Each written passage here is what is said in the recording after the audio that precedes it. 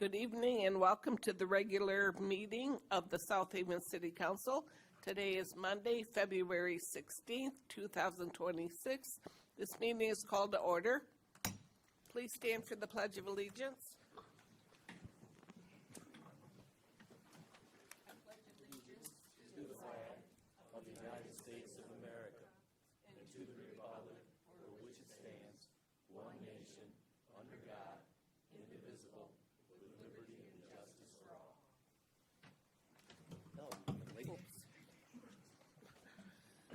Tonight's invocation is by Pastor Travis Wilson of Peace Lutheran Church.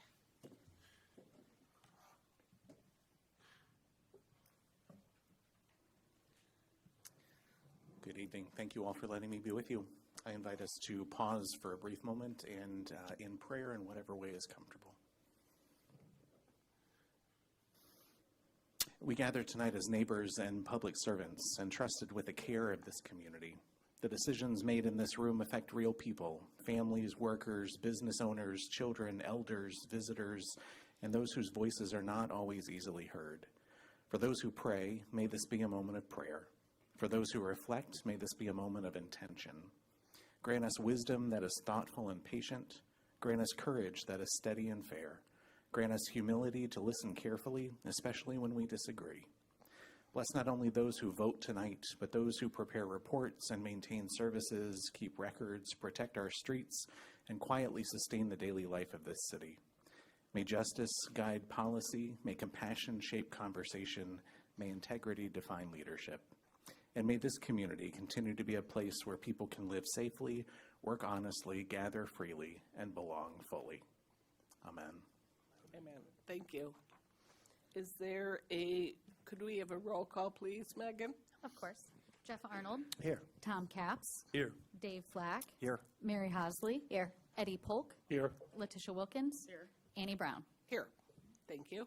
Are there any conflicts of interest on any items tonight? Not. We're moving on. Is there a motion to approve the agenda? I move to approve the agenda. Second. Any discussion? All in favor say yes. Yes. Opposed say no. Moving on. The agenda is approved. It's time for community update, and we're honored to have Dr. John Yelding here tonight. Feel free to come and speak into the microphone. Thank you. We're, of course, here this evening honoring the legacy of Dr. Martin Luther King, Jr. We were unable to do that last month because of the weather, and I'm back this evening to celebrate his memory. Good evening, and thank you for inviting me to come back home to share some thoughts with you as we celebrate and honor the legacy of the Reverend Dr. Martin Luther King, Jr. I think that people often believe that because one leaves his or her home community to pursue career opportunities and new challenges, that doing so means one has forgotten where home is. I assure you that is not the case for me. South Haven will always be home in my heart, regardless of where else life might take me. I'm proud to be from South Haven. I've always been and always will be, and I make every effort to always represent my hometown well. Indeed, when my time comes to an end, I will forever be resting in Lakeview, along with my wife and all my family members who have gone on before me. It's an honor and privilege for me to be here with you this evening. As I typically do when speaking, I want to share with you a disclaimer about what you're going to hear from me. I want to be very clear that while I am here this evening speaking as a guest, I'm not representing anyone or anything else. Yes, I'm a professor at Hope College, but I'm not here this evening representing Hope College. Yes, I'm here at the invitation of Mayor Brown, but I'm not here speaking for her or any members of the City Council. Though I have a good number of family members still living in South Haven, I'm not here speaking for them either. Everything I say this evening will meet two criteria. First, I'm solely responsible for what I say to you. Second, what I say is based on truth and on facts. I suspect that there will be people who disagree with at least some of what I say.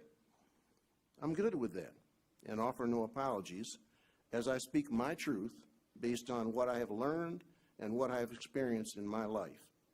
In fact, if no one disagrees with or questions anything that I say this evening, I will likely feel that I have failed to fulfill John Lewis's call to make good trouble.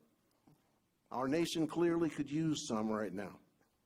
Speaking with meaning and purpose fulfills our responsibility to create meaningful civil dialogue that moves us forward toward a better society.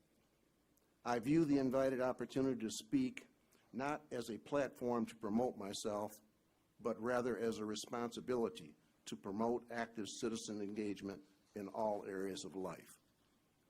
My remarks this evening will focus on three primary topics. After all, isn't that what all good ministers do? First, I will talk about three myths that many have commonly come to believe about Dr. King, his work, and how others really responded to his efforts. I will then share some well-informed and well-reasoned thoughts about what Dr. King would likely think about the status of our nation today relative to the causes for which he and others sacrificed their lives. I will close with a brief conversation about creating and sustaining a true environment of hope and what you as South Haven's elected officials and local leaders can and should do to keep this beautiful little gem of a town thriving both now and in the years to come. So let's begin by stating and clarifying some basic historical facts about Dr. King and how his work was received in our nation. It seems to me that as a nation, we have chosen to borrow from George Orwell's 1984 recognition of a trend toward rewriting history to suit the needs we desire today.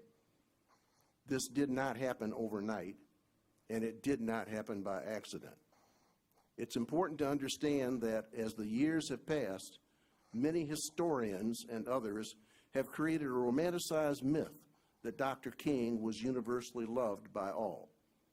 Believe me, he was not. I lived through Dr. King's era in our history, and I can tell you with absolute certainty that many Americans both feared and hated Dr. King because his work was seen as threatening to the status quo and the advantage and privilege possessed by some in society. Over and over again, his life and the lives of his family members were threatened.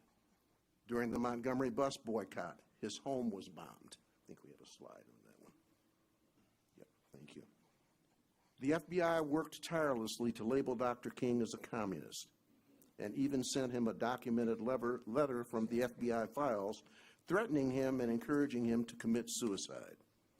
To many Americans, including far too many in leadership positions in our government, Dr. King was, in fact, the most hated man in America.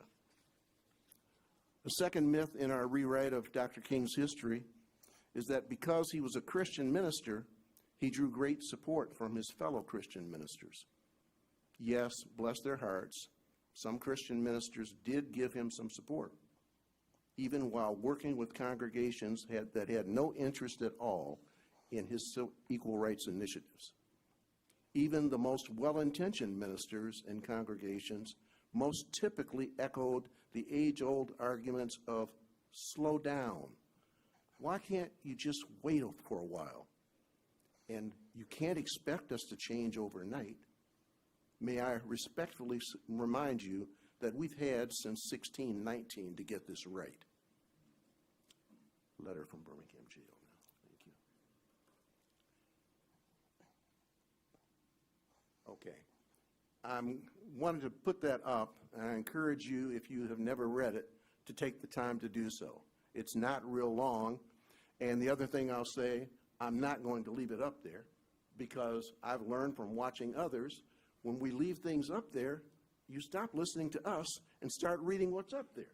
So we're not going to leave it up, okay?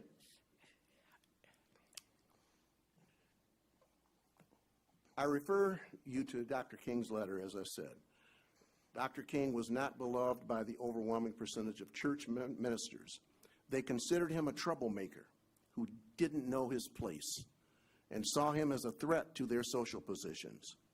Most of us have, at some time or another, seen clips from videos of Dr. King's March on Washington in 1963 or his march from Selma to Montgomery in Alabama. In those clips, we see people of all races uniting for the cause of justice, and we are easily led to believe that everyone wanted Dr. King's civil rights movement to succeed. Trust me, most didn't. While there are many historical falsehoods about Dr. King's support among Americans, in the interest of time, I will mention just one more. The myth that Dr. King had the support of all African Americans is fiction. While few African Americans outright opposed Dr. King, there were more than a few, especially among the young, who argued that the time for waiting for others to grant them their rights had expired and demanded equal treatment in the immediate moment. Interestingly, there were also middle-class African Americans who had made a pretty good life for themselves and didn't want to jeopardize their position in the status quo by making whites mad. Dr. King had a large following, but he did not cast a magical spell over all African Americans. During that time, Malcolm X was also a powerful force to be reckoned with. And while he and Dr. King shared much of a common vision, they differed significantly in their beliefs about how best to achieve that vision. Leaders like Stokely Carmichael and Black Panther leaders Huey Newton and Bobby Seale held significant influence with many young African Americans who had grown tired of waiting for their rights to be given to them by others. It is a tragedy that, to this day, even those in the African American community don't typically know these names and their contributions to the fight for freedom, justice, and equality. Sadly, this is all too typical in our teaching of American history. Does anyone here tonight know who Crispus Attucks was? When we don't know and truly understand our history, we tend to repeat our same mistakes over and over again. Let's now move to the question of what would Dr. King think about our nation today relative to the causes for which he and others gave their lives. If you're thinking this is when it gets genuinely uncomfortable, you're right. Let's begin by looking at the quintessential issues of the United States throughout its history, the issues of race and racism. How are we doing? Who are we kidding and why? It's convenient to kid ourselves, and it causes many of us little or no pain. I could easily spend the next week with you talking about these issues, and I would still only be able to scratch the surface of the race and racism issues our country faces today. Since we don't have that kind of time, I will be brief and focused in my remarks about these issues. The Voting Rights Act of 1965, in theory, ended racial and ethnic discrimination in voting. If that theory was a reality in our society, why are racial and ethnic minorities in our nation on pretty much a daily basis concerned about discrimination in the voter registration process, access to ballot boxes, and intimidation as they seek to simply exercise their constitutional right to vote? Why are we passing laws that say we want people to vote in person, but when they show up to do so, as they wait in intentionally created excessively long lines, told that it is illegal for anyone to bring them food or something to drink? And why, pray tell, when minorities in the United States represent 41.6% of our nation's population, are they represented by only 9% of the current administration's cabinet-level positions? There's a saying that is very important to understand relative to this issue. It simply states that if you're not at the table, you're on the menu. You, your work, and your lives are being consumed by those who are sitting at the table. And finally, why are we again, at our highest levels of national and state leadership, so committed to rewriting what was already a short shrift version of the history of African Americans in the United States, simply so those in the dominant group and their children don't have to, quote unquote, feel bad about our history? Indeed, we have major leaders in our society trying to convince our citizens, and most critically our students, that slavery was an exercise of benevolence on the part of the slaveholders. Where are the voices of outrage about this kind of nonsense? If from nowhere else, they clearly should be coming from our Christian churches, yet their silence is almost deafening. Next, let's ask ourselves what Dr. King would likely think about how we're doing with our ethnic groups in the United States. When it comes to the issue of ethnicity, the prevailing attitude among our current national leaders and among many state leaders seems to be to teach our citizens and children to frown if they're brown. But it clearly doesn't stop at just frowning. We have a tragically broken immigration system, but instead of fixing the system, we consciously choose to place the blame on the immigrants and refugees themselves. We proudly brag about being a nation built by immigrants and love to tell the stories of our own families lifting themselves up by their bootstraps. But then we turn around and blatantly leave out the contributions and stories of our largest immigrants groups over the last 150 years. And it's not just about race and ethnicity. We are now literally killing our own citizens because they dare to disagree with and protest the actions of our leaders. And yet, overwhelmingly, we remain silent. If you put up the Niemöller quote right now. I remind you of the words of Minister Martin Niemöller from a lesson from Nazi Germany. First, they came for the socialist, and I did not speak out because I was not a socialist. Then they came for the trade unionist, and I did not speak out because I was not a trade unionist. Then they came for the Jews, and I did not speak out because I was not a Jew. Then they came for me, and there was no one left to speak out for me. Please take more seriously the dangers of political apathy and indifference as others are being persecuted. Finally, let's consider what Dr. King would likely think about the audacity of so many in our nation, and especially among our leaders, to wrap their all-too-common hate of the other, whoever they might be, in the symbols of the American flag and our nation's historical Christian faith. It often comes to us in the form of statements like, "We're going to take our country back, and we're going to go back to the good old days." These leaders and their followers are not satisfied just to preach hate. They market it. This is personal for me. Factually, my dad and all 8 of my uncles served on active duty in World War II. My younger uncle served in the Korean War. My oldest son also served a tour in Iraq and is now only months away from 20 years of service in the National Guard. I point out to you factually that when my dad returned from fighting in Italy, France, and Egypt to give freedom to citizens of other countries, upon his return to the United States, he got off the ship that brought him home, got on a segregated train that took him to a segregated bus, to return home to a segregated town and state that denied him even the most basic rights that he had just fought to give to others in Europe. My dad's story is not unique. That's the way it was for African Americans upon their return home after serving their country. Today, we deport immigrants who were good enough to honorably serve in our armed forces, but are now deemed not good enough to be granted legal status in our country. I implore you to learn our nation's full history and never forget it. Living and working in an environment of hope on a daily basis, I refuse to leave you on a negative note this evening, feeling tattered and torn, without a sense of what you can do to make a difference. I want to close by sharing some thoughts with you and offering some challenges about how you might move forward amidst all the daily chaos in our beloved nation.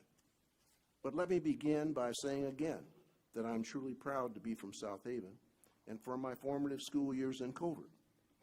While there are many things that make me proud of being from South Haven, I suspect that some of the most basic ones are things you have either never heard of or to which you haven't given much thought. I've always been proud of the stability of South Haven's African American population. In nearly all other communities I have ever known, The pattern has always been, when African Americans move in, whites move out. I've seen that pattern replicated over and over again in many places. Yet in South Haven, the percentage of whites and African Americans has fluctuated relatively little over at least the last 70 years. To me, that is an indicator that people here long ago made a choice to make a genuine effort to try to get along with each other. Has it always been perfect? Of course not. But for the most part, people have committed themselves to finding a way to make it work. And though it took a while, even all the way back when I was in high school, African Americans had meaningful and committed representation in the city government. Over time, African American teachers and administrators were hired in the local schools. And today, I'm thrilled to say that a member of a longtime local Latino family I have known for many years now serves as the superintendent of South Haven Public Schools. I'm not trying to tell you there were never issues between the races in South Haven, but I am telling you there's a long history of community members and leaders working together to honestly try to resolve issues rather than simply running away from them or leaving them for others to solve. Kudos to you, South Haven, for your longstanding efforts in this area. My parting thoughts that I will share with you this evening are focused, I think very appropriately, on what you as city leaders and community leaders can do to keep South Haven moving forward. First, congratulations on what you have done and are continuing to do. Other than during a lull in the late 1950s and early 1960s, prior to the beginning of the condo era, South Haven has a long history as a tourist destination. I can still remember as a kid the long line of buses coming from Chicago every weekend by the Arkins bus station and bookstore. It was really quite incredible. And yes, I know well of the reported regular visits of Al Capone to Sleepy Hollow. As leaders, you have done a lot of good things over the past few years. I'm still in town quite often, and I'm a big fan of Clementine's and several of the new restaurants and shops downtown. And the lake and waterfronts never lose their appeal. I see almost weekly reviews rating South Haven as a must-see tourist destination and a quality place to live. Congratulations on all that you have done and are doing. I see many, many signs of good leadership. My challenge to you as city leaders is to always maintain a critical awareness of the importance of representation and voice for all of your citizens, and be welcoming to tourists while also maintaining a steady vigilance to protect the needs and interests of the people who live here year-round and make the tourism industry possible. To all, and I do mean all, local church leaders, I remind you that the Reverend Dr. King often noted that the most segregated hour in America is at 11 a.m. Sunday morning. Thus I ask, what are your church congregations looking like today? And why do they look the way they do? And finally, as leaders, I encourage you, indeed I beseech you, to let your voices be heard, both individually and collectively, as voices of mature civil discourse, rather than the foul-mouthed, profanity-laced voices of so many of today's national and state leaders in our nation. You are the model for public discourse and how democracy and a truly Christian society are supposed to look and work. I want to make one other quote that's not on the slides. Always remember that, as James Baldwin has so accurately noted, civilization is not destroyed by wicked people.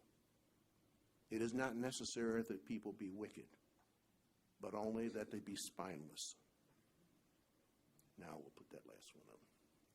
And as the Reverend Dr. King repeatedly said, the time is always right to do what is right.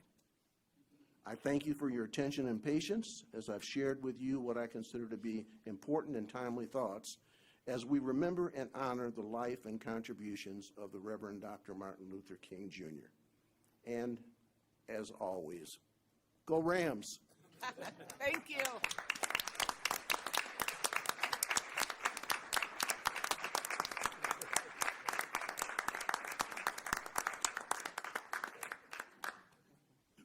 Our next guest speaker is another leader who was raised in South Haven, Jen Sistrunk.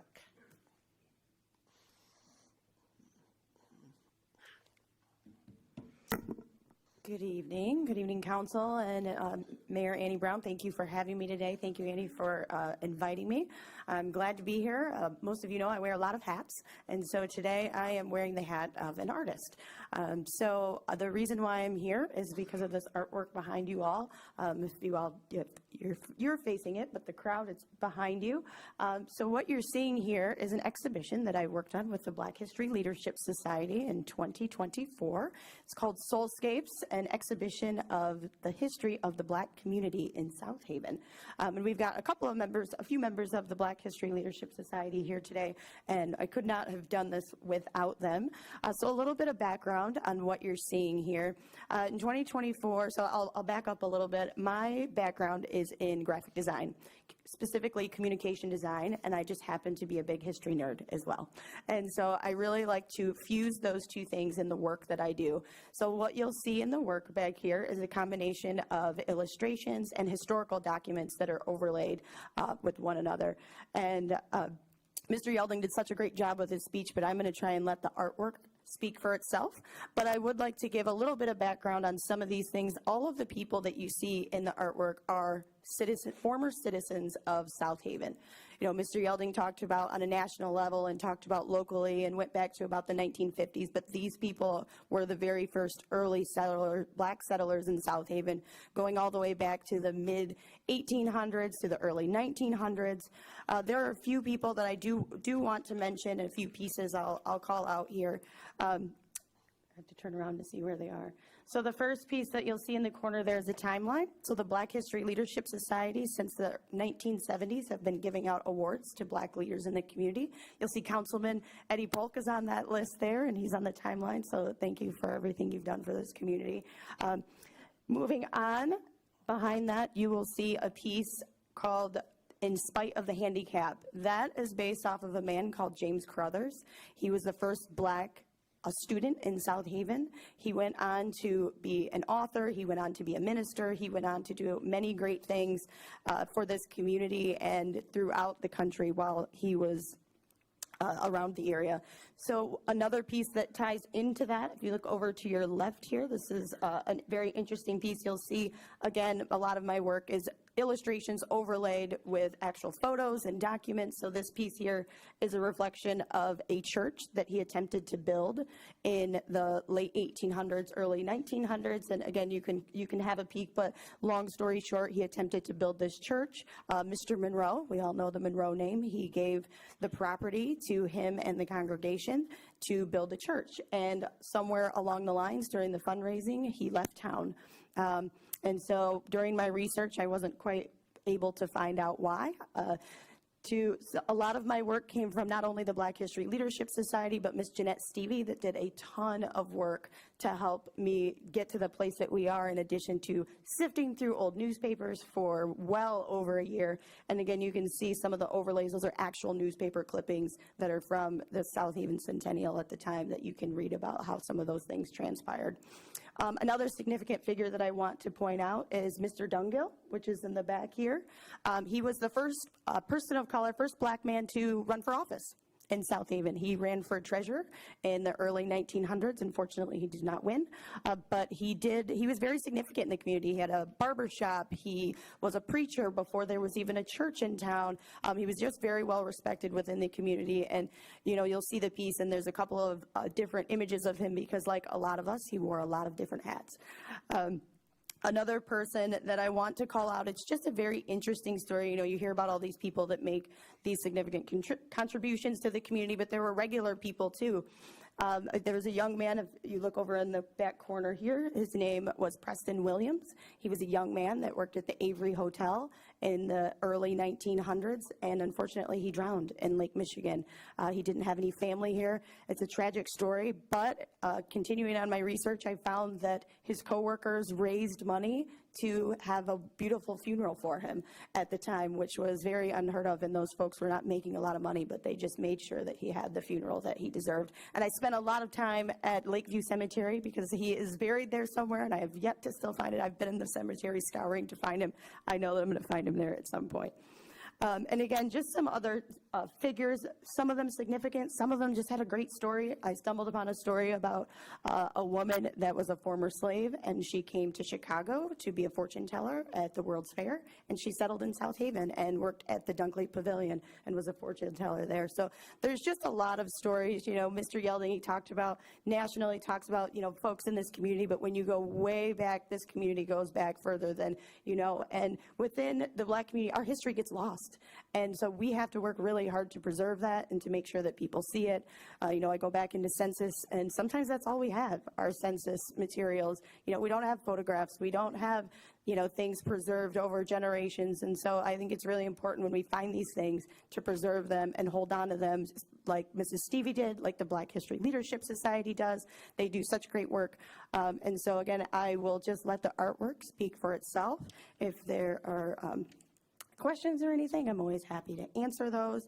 But yeah, please feel free to look around. It will all be here until the end of the month in February. Does anyone have questions? Thank you so much. Yes, thank you again. Thanks, Jen.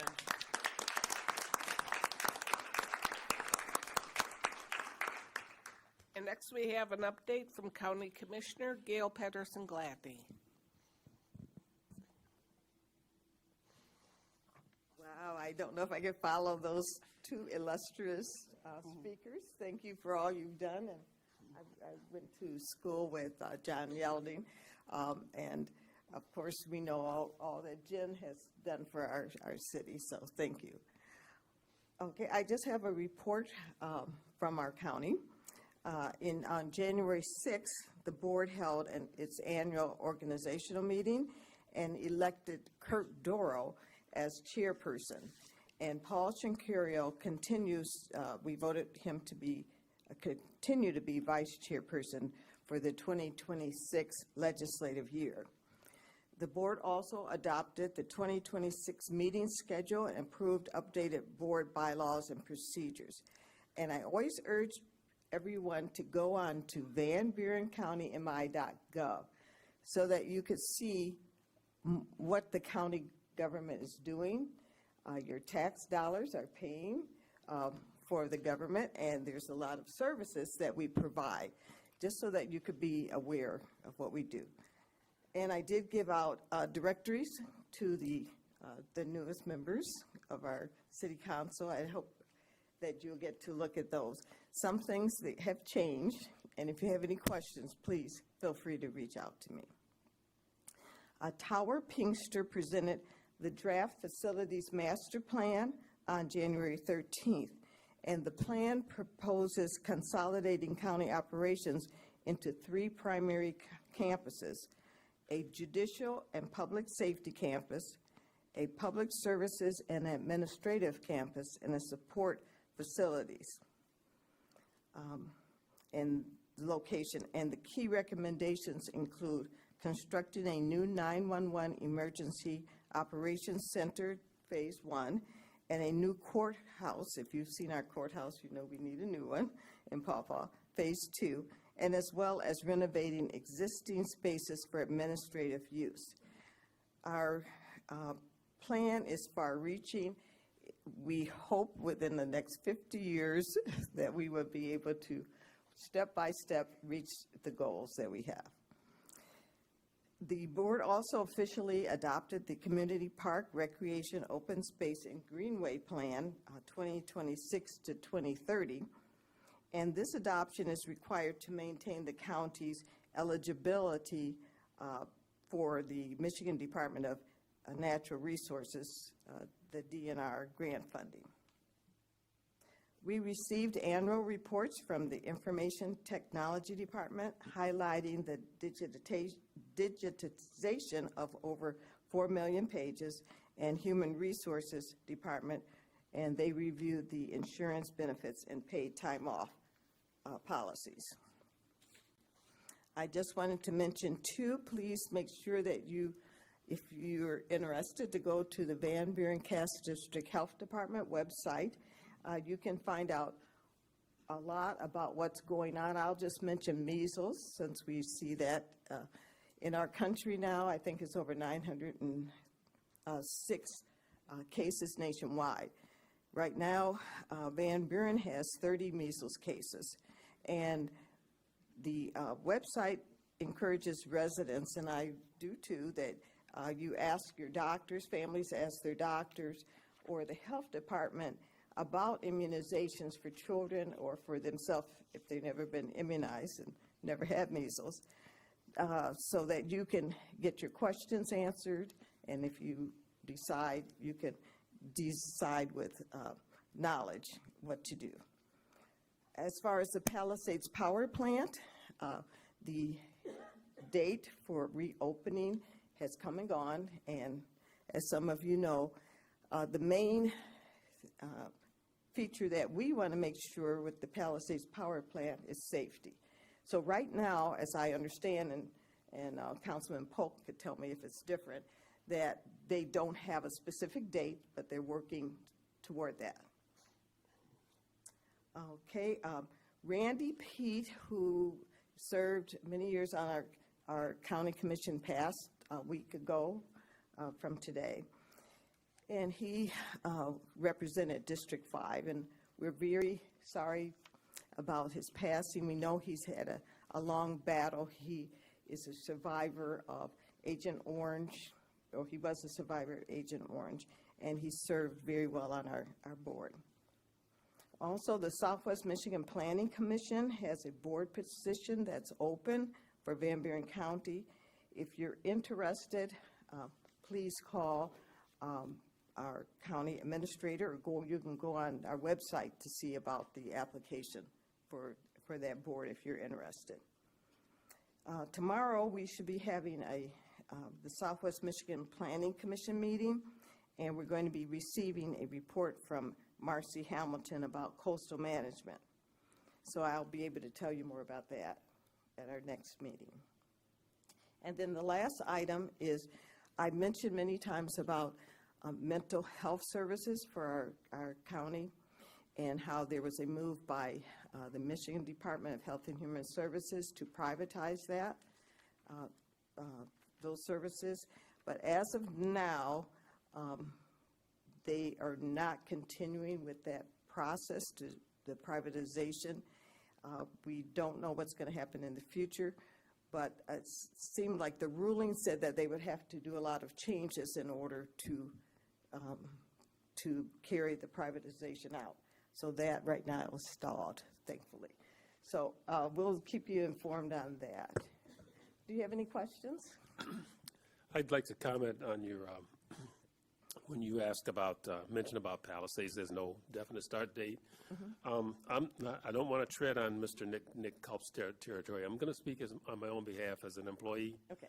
I worked at Palisades most of my life, literally, under Consumers and Entergy, and now it's owned by Holtec.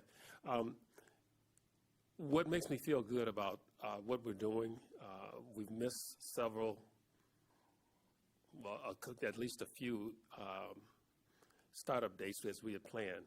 But the reason behind that is because what I can say is I'm really appreciate our site leadership in taking the time to inspect, to test, and verify that our system, everything that we do, makes that plant safe to run.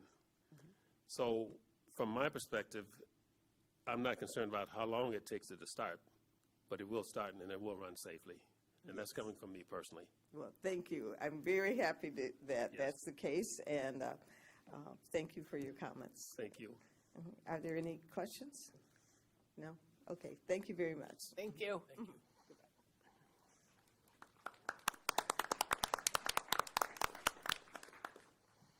It is now time for public comment, excluding items scheduled for a public hearing.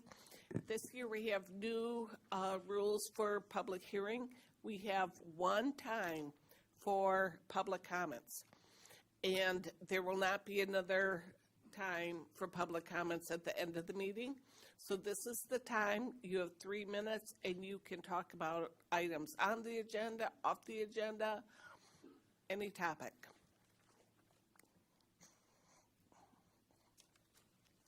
Good evening. Good evening, Clark Gruber, 305 Erie Street.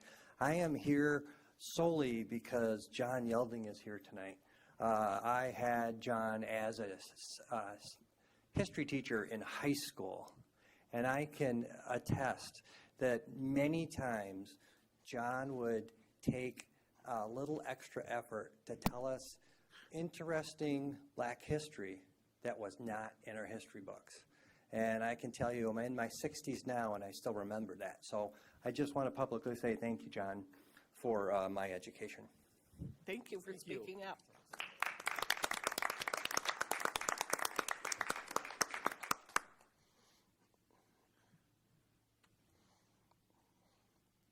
That was nice. All right, thank you for the opportunity to address the council. I'm speaking in regards to the item number 11 tonight, the 285 Black River Street. You need your name and address.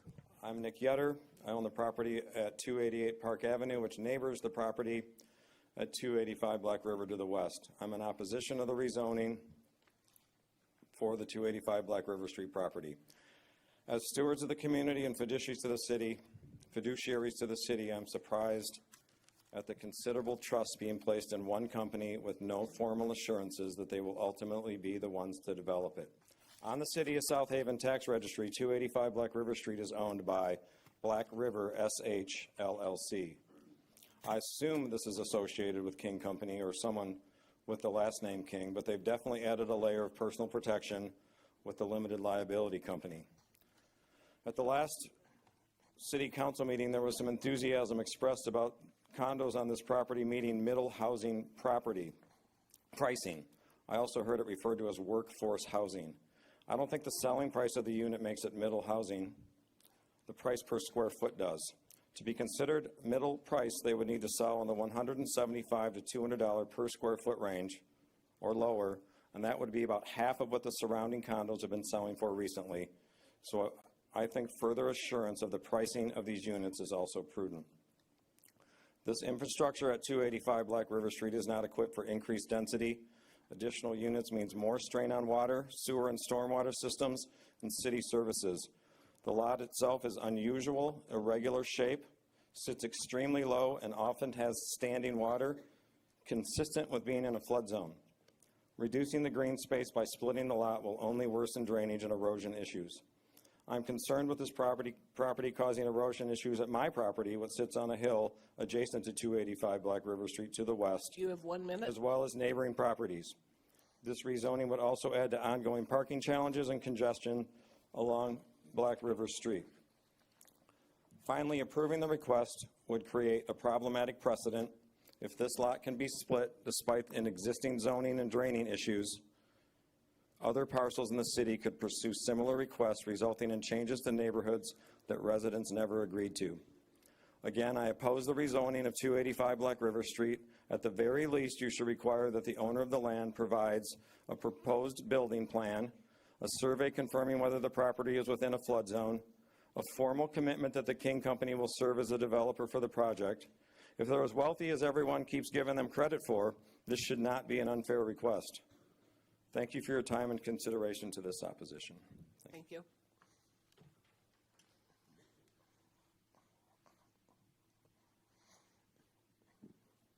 Good evening. I'm Susan Peterson. I live 270 Park Avenue since 1995. I also oppose the 285 Black River Road rezoning. This is a friendly reminder that this is not about the Maritime Museum, and this is not an attaboy for somebody who sank pilings for the museum. We need what's best for South Haven and its residents to prevail here. To think that we need more condominiums on the north side, we need that like we need a hole in the head.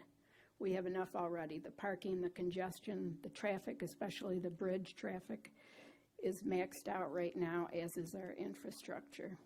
More condos would negatively and directly affect the north side and the ability to navigate the whole of South Haven. 285 Black River Road is now zoned R1B. It was that when they purchased it. 30% lot coverage, 25% green space. I'm all for building a single-family home or a duplex on that property. They want and expect to easily rezone to R2, 35% coverage, 20% green space, next to special land use, then multifamily and condos. I have several concerns. The Planning Commission failed to outline why they rubber stamped this. What are the facts? The trend and goal in South Haven is to build single-family detached homes where owners hopefully reside, not more sinking condos along the Black River. The lot itself has many issues. This was an old dump site back in the day when we were a lumbering town after Chicago burned. There was a lumber yard, a sawmill, a tannery, a brickyard that lined the Black River. 1 minute. It was common practice to discard any waste along the riverbanks, and that was the common site for that. It's where the river bends, and it was convenient to dump there. In the years that I've lived there, I've watched telephone poles, two-story metal pilings sink. They completely disappear. Other experts have determined this is not buildable. It's been bought and sold on contingency several times. Between the lot coverage, the expense to putting the pilings in, they would have to build where the site is most vulnerable, and they determined it was not cost effective. So other experts have deemed this not good. So for King to have the capability to do these really deep pilings, I've heard it all before. The landings, Harborside, Mariners Cove, they all Time sank. is up. Thank you.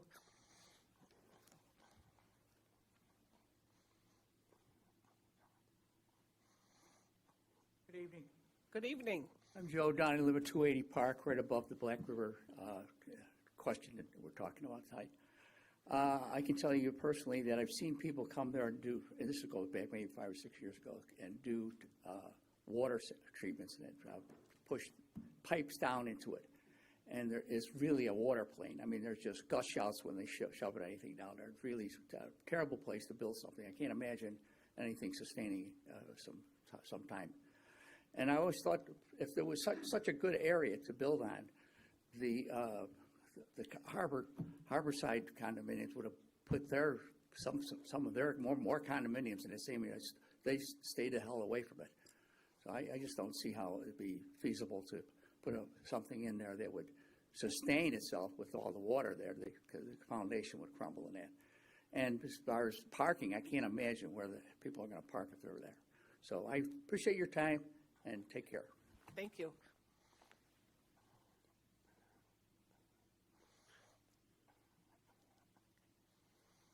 Good evening. I am representing the King family and the King Company that for the 285 Black River Street. And I know there's State your name, please. Oh, William Zidzer, sorry, thank you. So obviously the floodplain is a big problem, and I don't know if you guys have the floodplain map in front of you guys, but the only other property that's on the floodplain aside from the actual property that we're talking about is the DeVisser family. I'm not trying to speak for Mr. DeVisser, but he is in favor of this development as I've spoke with him. The properties that are downstream will have very low chance of negative impact due to flooding, since the only two properties are the property in question and the DeVisser family. And regardless of these circumstances, necessary precautions will still be taken through the permitting process. Again, property has been described as difficult to build on, but the family company, the King Company, that specializes in deep foundations and structural engineering are the right people to tackle the challenge, considering we also have our own in-house structural engineer. The initial thoughts regarding the site plan, according to the zoning ordinance, multifamily dwelling is allowed 12 units per acre, but on a 0.77 acre lot, and setbacks and 35% max lot coverage reduce the units to probably 3 to 4 comfortable living units. The property is zoned as a single lot, but it was originally 3 lots. The density would almost be identical to that if 3 different buildings were developed on each individual lot. Furthermore, per the zoning ordinance, the property shall be designed to blend in with the neighborhood. At this point, the owner is interested in replicating the design of the neighboring Harborside condo complex. And I You have 1 minute. just want to add that across the street will not be developed, and neither of the properties will be sold.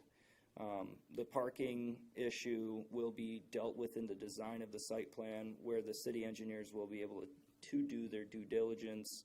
As stated in the zoning ordinance section 2005 site plan review standards, to approve a site plan, the planning commission shall find that the following standards are met.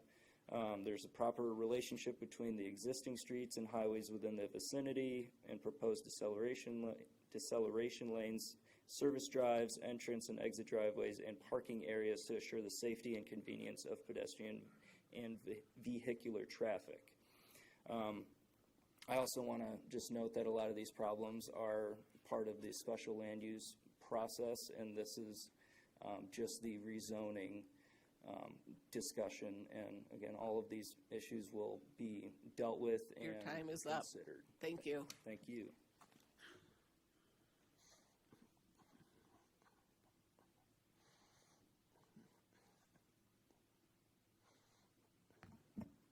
Good evening, Council. My name is Holly Boyd. I reside at 507 Virginia Avenue.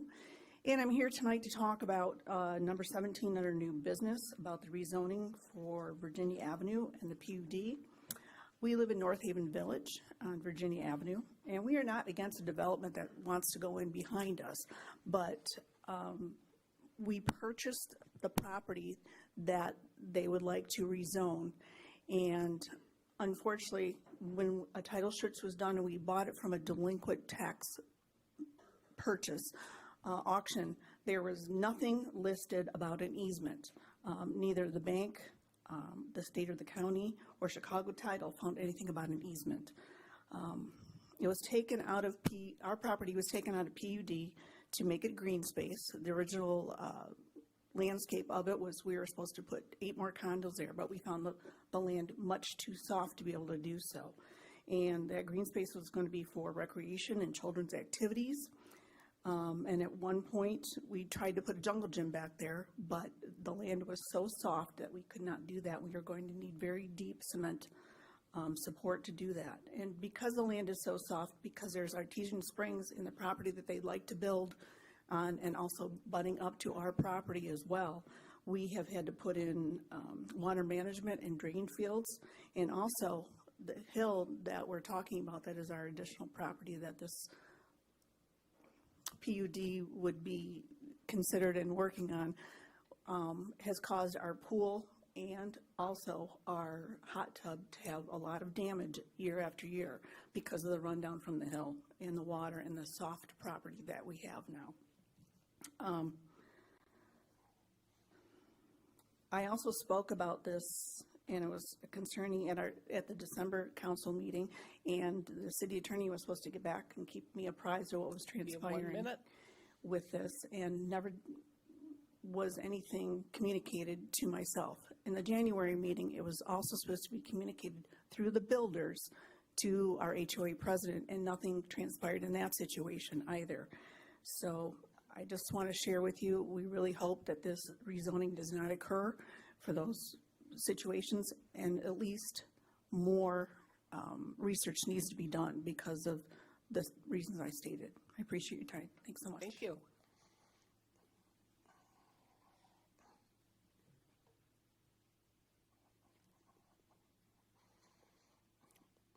Any more comments? Yeah, we have one coming.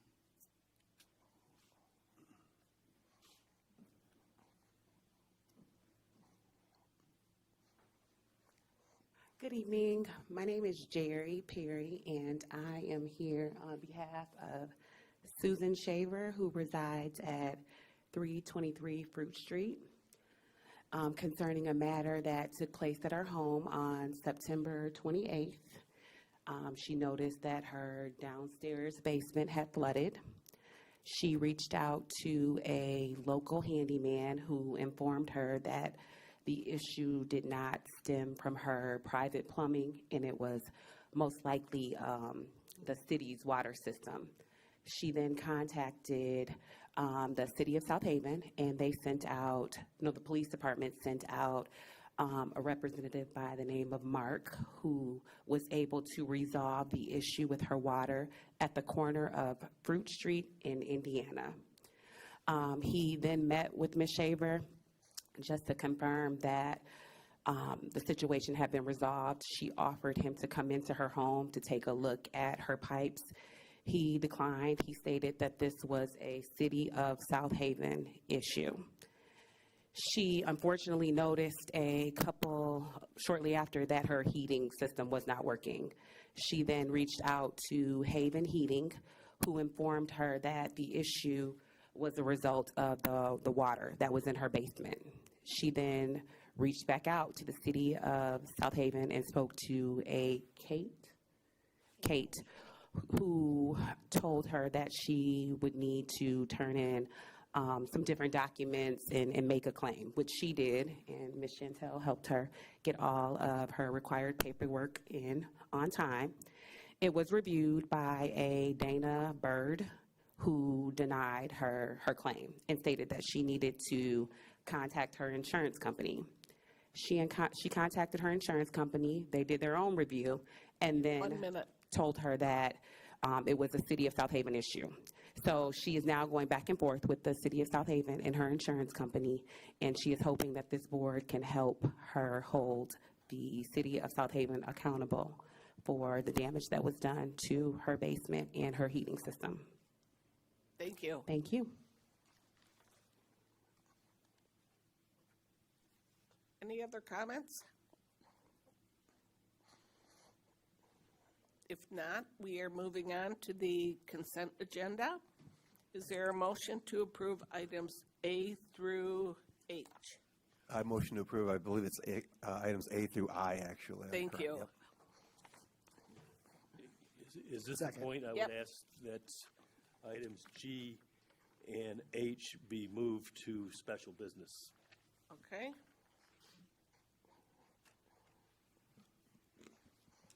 Okay, is there a motion to approve items A through F?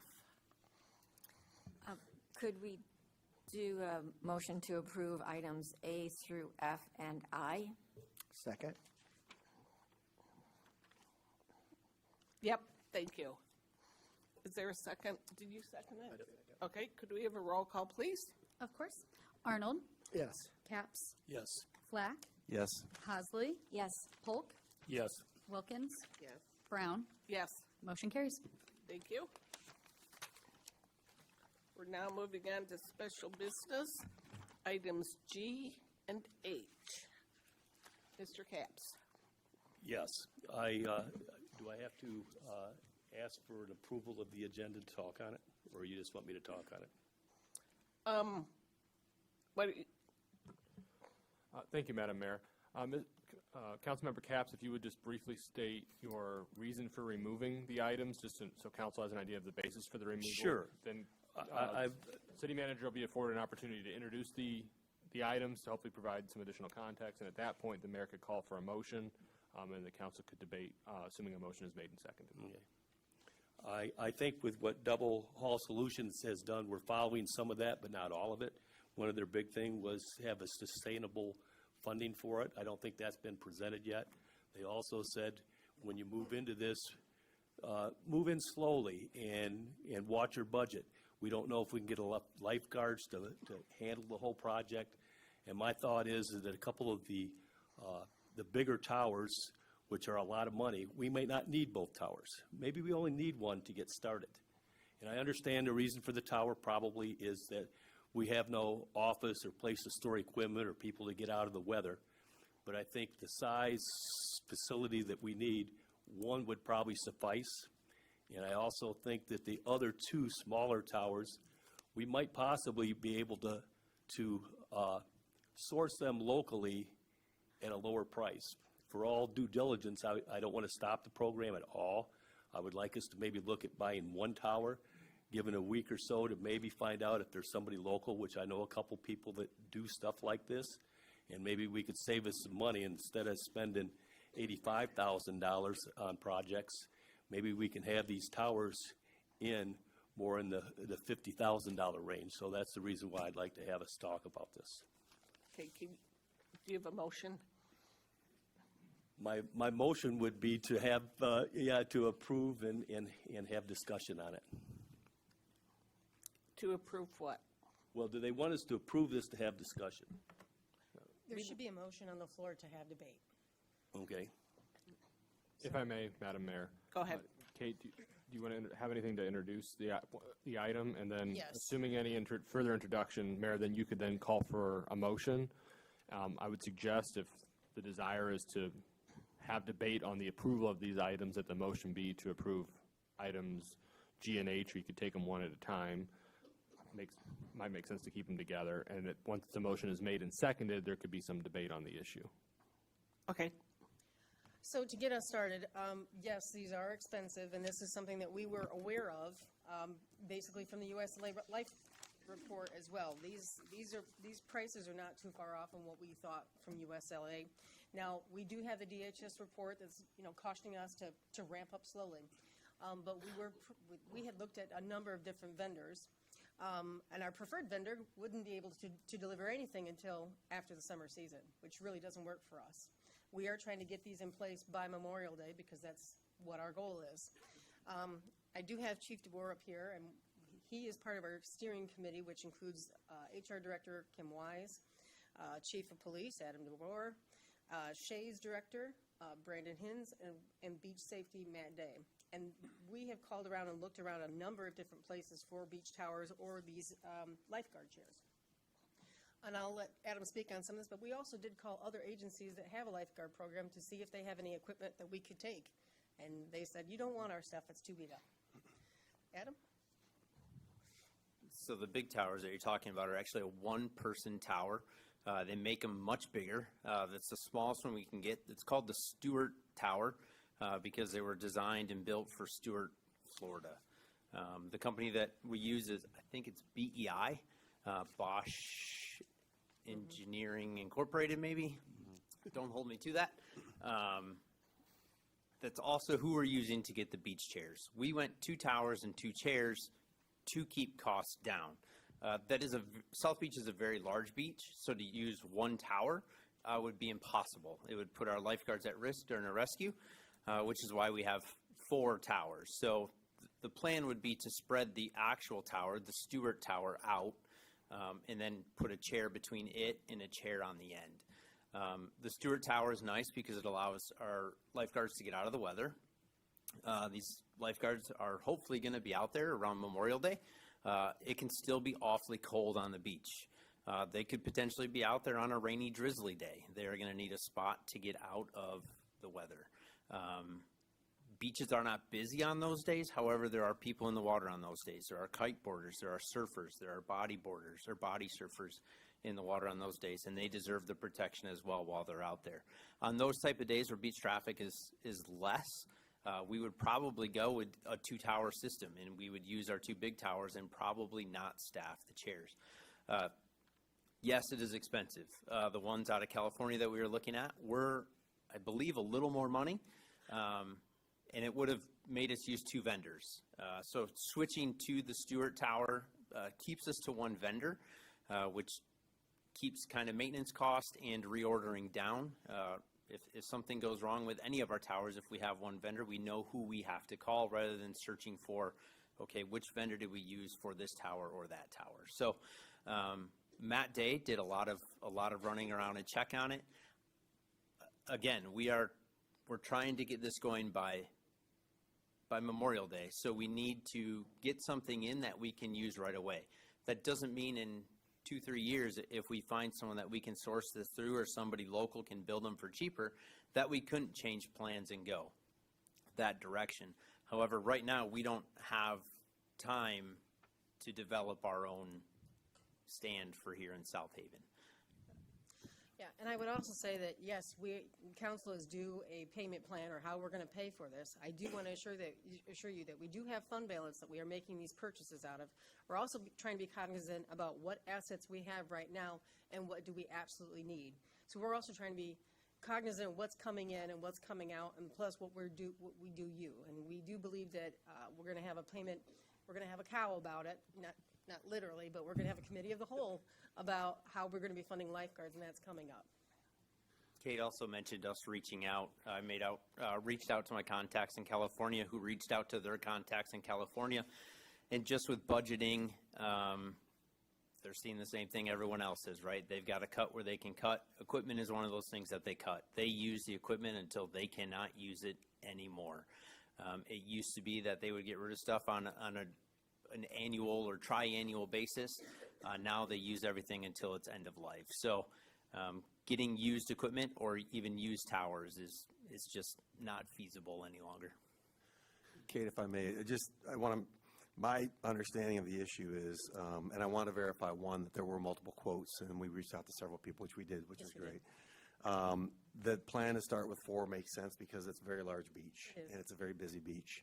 And most of the young kids are on that beach as well, I believe. So, and then maybe later, I don't know, we decided it can be 3, and one of those towers moves over to North Beach as a possibility, as a That's a potential cost possibility save. that we did look at, because we do know that, one, we do need a shelter out there, but, if we find that the chairs are working out, and we're ready to expand to North Beach, we can reallocate our assets. All right.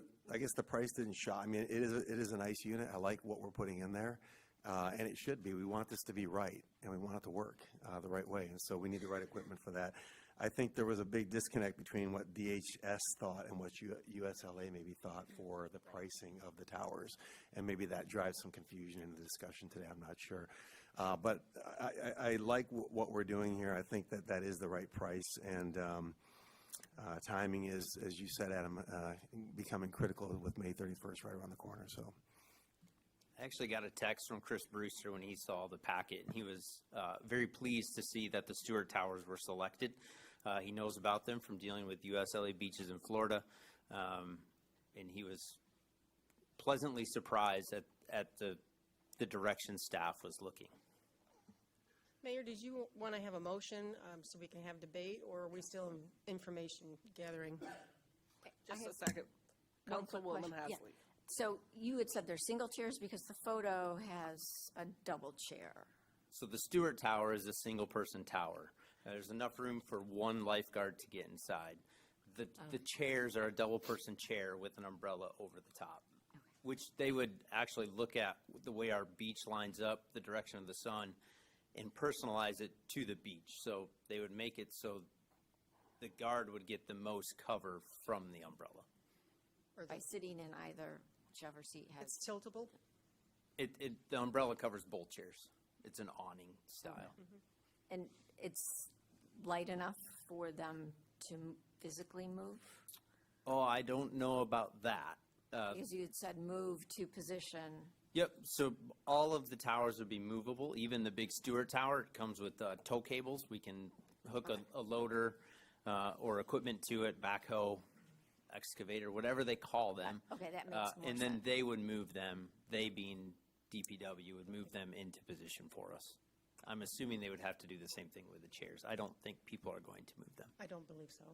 Okay. Okay. Is there any other discussion? Was Go this ahead. the discussion? You can go ahead and. Okay, I would just like to throw this out there for food for thought. That's being financially, I guess, looking out for the general public. If we purchased one of these towers, could the program still go on? I'm just talking the big ones, and we'll talk about the chairs later.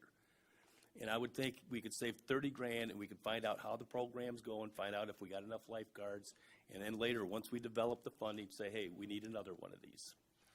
As far as the chairs go, I happened to go down to St. Joe this past weekend. I took pictures of their towers. St. Joe Beach is every bit as big as ours because it goes from the part where the county has it all the way down to Lions Park, so it's very long, and they have 4 lifeguard stations. And those stations are old, I'll give you that, and they were made out of steel, about 2 inches wide. The deck was 10 foot high, so it's higher than the chairs. And all I could see was 3. They may have 4. One of them was laying down, so that's that. I would think that locally, there's a couple people that probably could build a tower like that if we had the opportunity to ask, if we have not asked. And we could probably build them, I was told, whether it's true or not, somewhere between $5,000 and $8,000. So instead of 12 there, we could have 3 towers that were 10 foot high, which I would think, you would think that would be better, taller, but they can see better up there. And I'm just thinking that if we had towers like that, and they could be made out of aluminum, we have a couple facilities in South Haven that maybe weren't asked. There's a place across the street from the Lodge, a gentleman does that, and also somebody like maybe Spencer Manufacturing. If we contacted them in a short time and say, hey, can you have them done by Memorial Day? If they can't, order what we've done. I think we should at least try to save a buck and maybe give some money to a local business guy that is here in South Haven. Okay. Let's move on to a motion. If there's a motion, I understand that the concerns raised by Member Capps, but I would say that this is up to the council on how they'd like to proceed. Is there a motion to approve the purchase of 2 lifeguard watchtowers in the amount of $65,200, utilizing approved funding for the lifeguard program, and authorize staff to execute the necessary documents? Mayor, I motion to approve. Support. Any more discussion? I would like to just clarify, if Kate or somebody could clarify. It seems like we are kind of caught between a rock and a hard place for timing. Were there any discussions with local companies, as mentioned by Councilman Capps, to make them local, or is that really not feasible? I know I spoke with Chris Brewster about designs to have them done locally, and it was really rough design that was sent to me. Very, very cryptic. So is that even feasible? I think I got the same design you did. It was basically just, yeah, he did it was say he basically sent it. just a lifeguard chair. And again, personally, if my son or my daughter is going to be out there and it's 50 degrees and it's blowing cold, I want them to be out of the weather. The towers allow us to do that. The chairs don't. Could we get by on one tower? We could, but then we only have one lifeguard that would be watching the water as opposed to splitting them and having 2. I do not know if Matt reached out to have anything like this made or specially fabricated for us.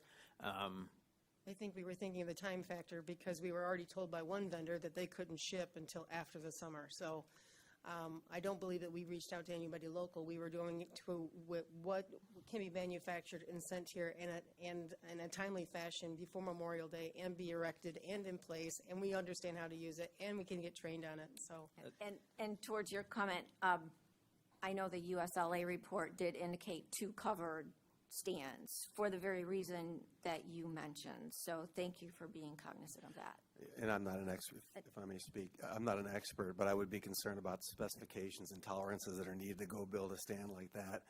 Even though we have great companies in this town who can build a lot of things, I know at Ford we tried to build, ventilators, and we had to reverse engineer. It took us months to figure out all those tolerances and all those specifications within those parts. So I don't know if that could be done or not. It seems like a heavy lift from where we are. It seems like higher would be better. However, they do need to get down as well. So when we're looking at towers, we're looking at finding that middle. Walking down a ladder backwards, the problem with that is you're now faced away from where you want to be going, which is to the water to make the rescue. So the tower that we're looking at has a ramp. The chairs are low enough that they can jump. So there are towers in California where they actually get loaders out and they pile sand up. They might be 8 feet tall, but then they have a 6 or 7 foot pile of sand that they would jump into and run down to the beach. So it's a lot more than just making something, right? Like Kate said, the California company, they were months out, and all they do is make lifeguard stands. That's their sole job. Spencer Manufacturing is a great company. a great local company. They do a great job making fire trucks, and they're busy. I mean, there's just a huge expansion there. So to ask them, hey, we're thinking about this, that's a pretty heavy lift, I would assume, for them to take on. So, Councilmember Polk? Yes, thank you. Councilman Cap, I do appreciate your concern for cost. I think that's very important in everything that we do in business that we spend money for. However, I do have another question. Kate, we're under time constraint, right? We want to have this in place and implemented by Memorial Day, is it? That's correct. Okay, my question then, what do we get in terms of quality, service life, and guarantee and warranty for what we're planning on spending? What do we get? I don't have it in front of me. I wish I did. Mr. Day did a lot of the legwork on this particular portion. To get this big program off the ground, we've divvied up tasks amongst the members of our work group. So I wish I had the answer for that, but I do not at this time. And I understand, but I think that, and I thank you for considering that. I think that also would give us a little bit more peace of mind and justification for spending, the type of money that we're spending. Okay. If we're going to get our money's worth. If there's a service life, a warranty life, these kind of things should come along with what we spend money.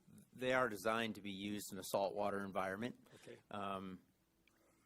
As you know, things in saltwater, especially metal in saltwater, are going to deteriorate very quickly. Yes.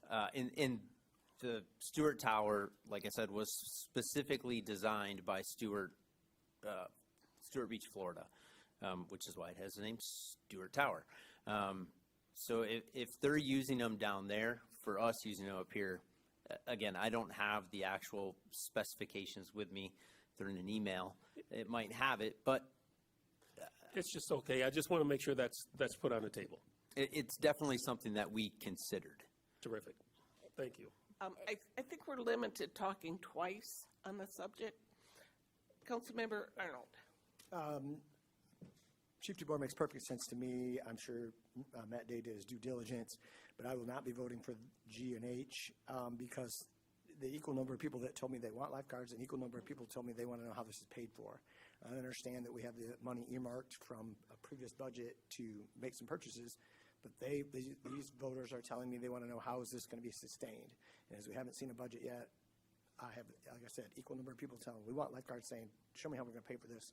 I can't then support this until I understand That is fair. budget. I can tell you that we are working on a plan, but if there's going to be almost like choose your own adventure. I can tell you very definitively the parking fees do have to go up.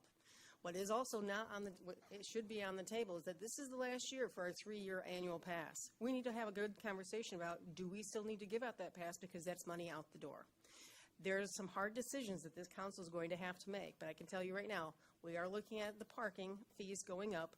Parking fines, all parking fines will have to go up.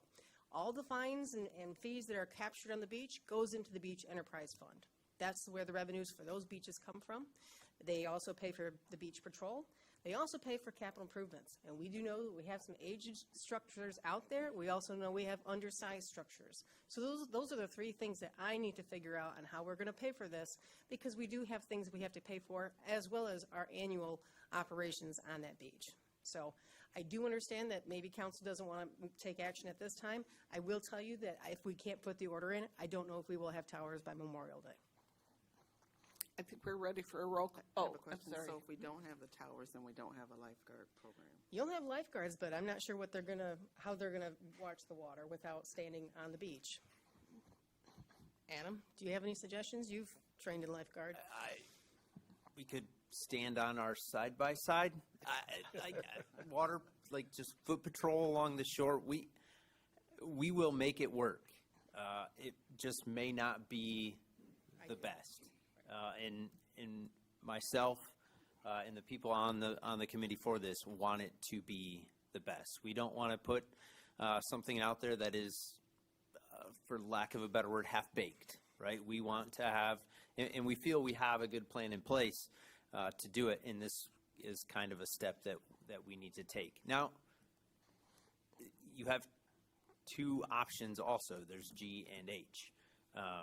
So can we do it with just a chair? Yes, we can, because others have done it.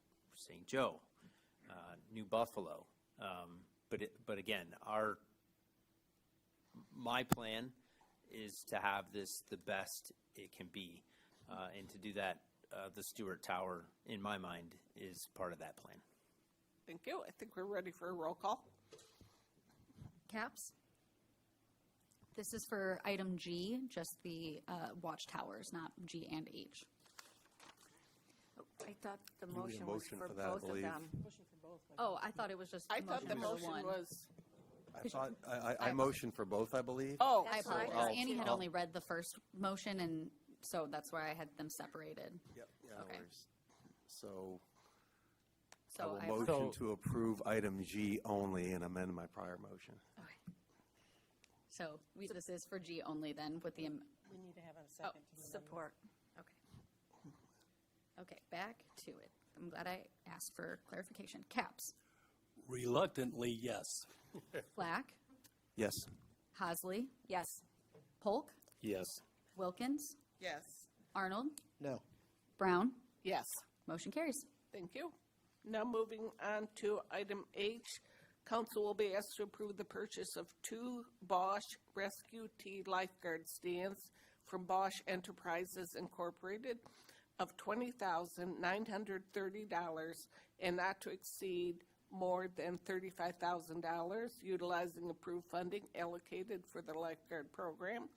And Councilmember Capps, you can talk about why you wanted this removed.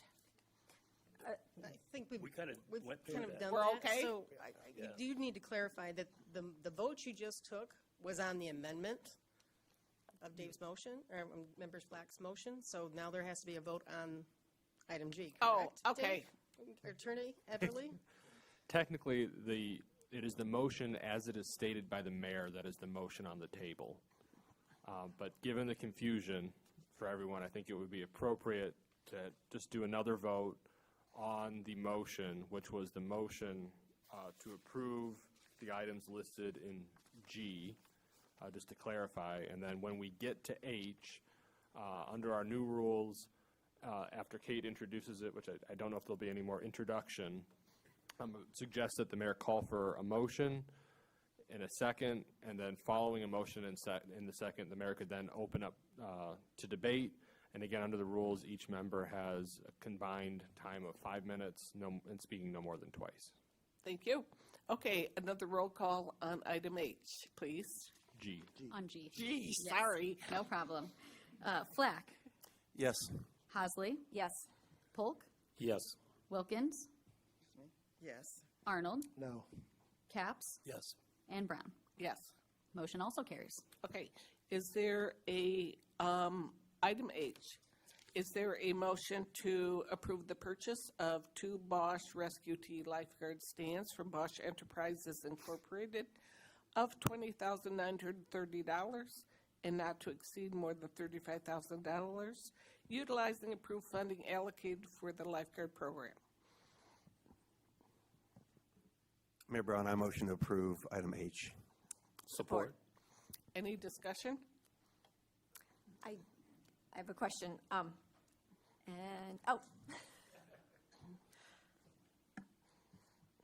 just go here. So how feasible is it for the lifeguard program if the chairs are not purchased or if only one chair is purchased? I think one of the things that we were thinking about is the spread between the towers. And we're trying to keep it within 150 meters, but we also know that's a lot of water. Ideally, if money were not an option and we could just print it to spend it, 4 towers would be ideally what we wanted. The committee, to save cost, put in 2 chairs to cut the cost for this first year. Can we do it with 2 towers? We can, but then think of a tower in the middle of South Beach and then a tower between the Blue Stairs and the Wood Stairs and a lifeguard in each tower. That's a lot of water and a lot of people for those 2 lifeguards to watch. So ideally, the plan is to have 4 towers on South Beach spread out from the pier to the end of South Beach. So in order to do that, we need to have at least 4 towers. In the future, I'd like to see 5 or 6, just to cut down on the amount of water each lifeguard is watching. Can we do it? Yes. Can we do it well? No. So the 2 chairs will be able to let us have those 4 towers on that for that beach coverage. Thank you. That's what I thought you'd say. Thanks. Any other discussion? Yes. So, I'm sorry, go ahead, Ed. And I think also we need to take in consideration the impact of having an event and not being able to meet our objective for covering. We need to keep that in mind as well in our decision-making as a council. Thank you. Councilmember Capps. Yeah, I can see where we need the chair, as long as we're specifying that the chairs, you're calling them towers at one point, but they're really chairs. Half Okay. are chairs, 2 are chairs, 2 are towers. 2 are towers, right, because he's talking So 4. so in lifeguard lingo, a right. tower is just anywhere a lifeguard is going to sit and watch the water. So chair, tower, I get it can be confusing, but yeah, so we're looking at a 4-tower system, 2 towers, 2 chairs. Thank you. Okay. I think we're ready for a roll call vote. Absolutely. Husley, Yes. Polk, Yes. Wilkins, Yes. Arnold, No. Capps, Yes. Flack, Yes. and Brown. Yes. Motion carries. Thank you. And now we are moving on to unfinished business. Kate. Thank you, Mayor. I'm going to have Kelly come on up here. This is going to be the second reading of a motion for an ordinance to amend the City of South Haven zoning map for a property commonly known as 285 Black River Street, to rezone it from R1B single-family residential to R2 single-family and two-family residential. This is obviously, as I said, the second reading. We had a motion to introduce, and as we know with ordinances, we need 2 readings to get an approval. I will have Kelly introduce this and kind of walk us through this. This has come to us from the Planning Commission, who did recommend its approval. Kelly? Thank you. I don't have much to add to what Kate said this evening. This is the second reading for consideration of a map amendment for 285 Black River, the current zoning of this site, and I will clarify, there's only 1 lot being rezoned. It's about 3/4 of an acre. The request is to rezone from the R1B single-family district to R2.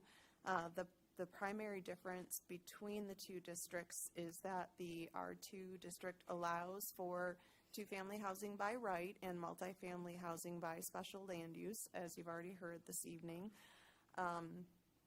They're both similar in terms of setbacks, height, lot coverage. So that what you would see on the lot would be very similar to what's allowed now. We've heard lots of concerns about stormwater and runoff, and these really are not unique rezoning concerns. These are concerns that are development concerns and would be reviewed during the site plan review process, along with parking and other dimensional considerations. So I am here to answer any questions that you may have. I know we talked a little bit about this at the last meeting as well. Let's have a motion first. We're requesting a motion to approve an ordinance to amend the City of South Haven zoning map by rezoning the property commonly known as 285 Black River Street from R1B single-family residential to R2 single and 2-family residential. Is there a motion? I would actually move to send this back to the Planning Commission to factually support the statutory obligations and return that to the City Council with a resolution that represents the motion made and approved, and consider conditions that housing must be for year-round occupancy and safeguards for the uniqueness of the property and known issues. So the first part is your motion is to send it back to Planning Commission? Correct, yes. Is there a second? Second.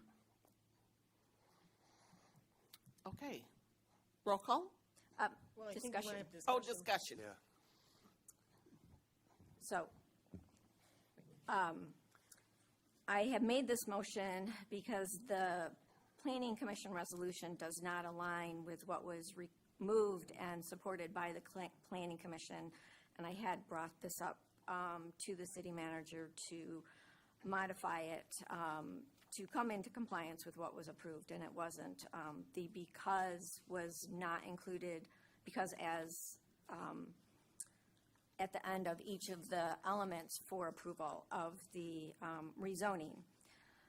And I had voted no at the Planning Commission level because I did have a concern, and I continue to still have a concern, that at least A, if the proposed rezoning amendment is consistent with the master plan, but the application as presented, and Planning Commission discussion, but the application as presented on page 102 of the current agenda packet states that the master plan will be met by owner-occupied housing, but there's no requirement that the housing that goes there will be owner-occupied.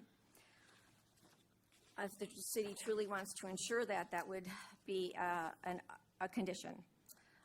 B is if the proposed zoning amendment is consistent with recent developments in the area. The recent developments are single-family homes on North.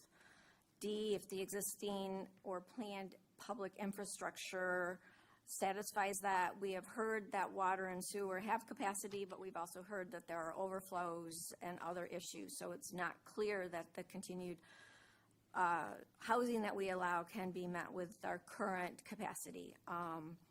We're going from 30 to 35% lot coverage and decreasing from 25 to 20% green space. So that is increasing the amount of stormwater runoff, which can be exacerbated with the standing water that's there now.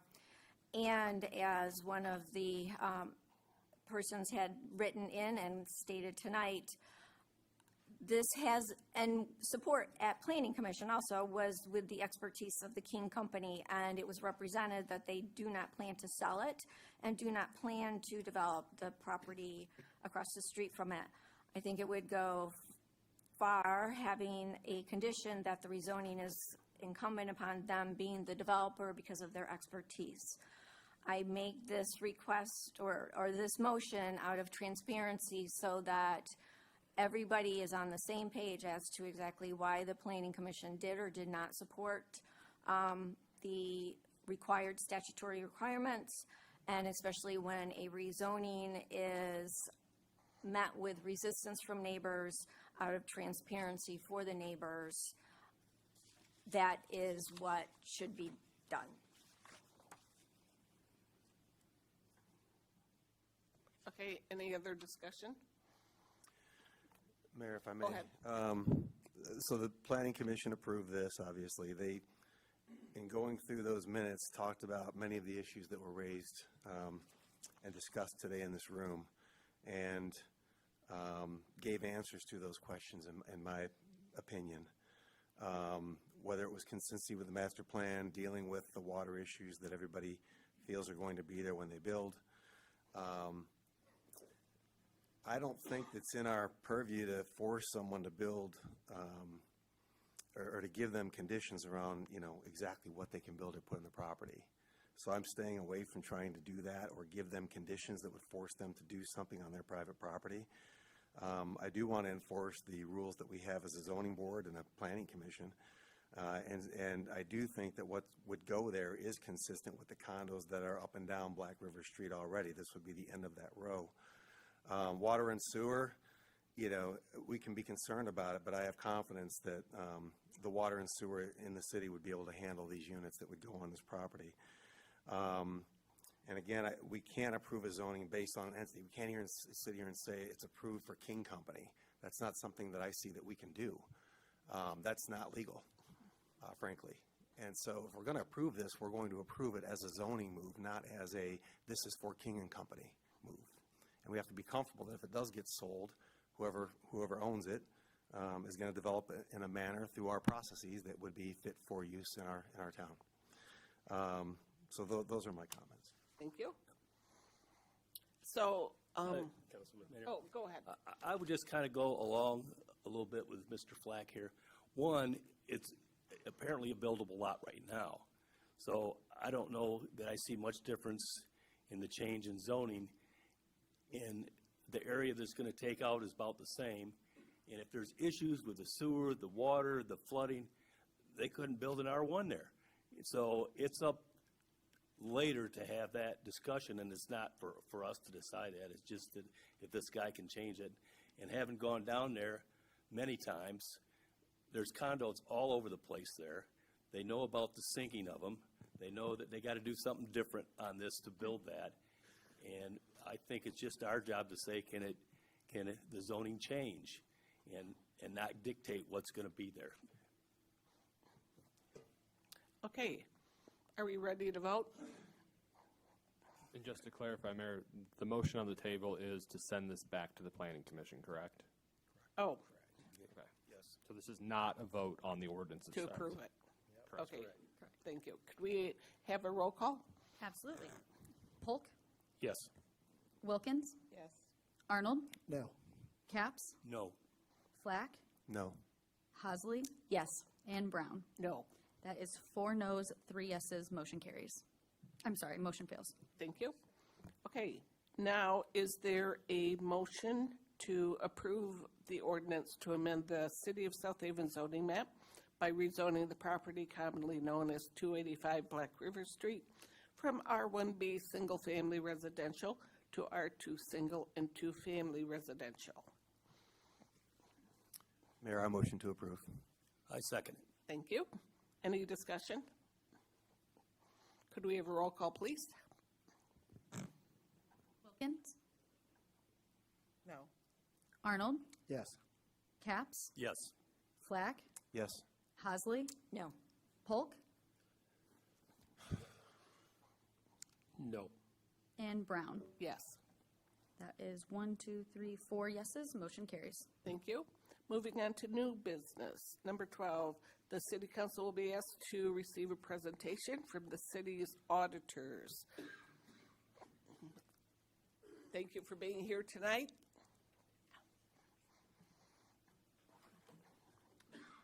Thank you very much. Here to present the audit as of the year ended June 30, 2025. The audit went very well. It was issued December 16, and in time to have everything taken care of for the state, which we have to do the filing for state and federal, and which is due December 31st. So everything was done on time and looked very good. The audit did go very well. It has also been submitted to the Government Finance Officers Association for their Certificate of Excellence in Financial Reporting. And last year you did receive that certificate. It is in the annual comprehensive financial report. And it's hoped that this one will also qualify to get the award.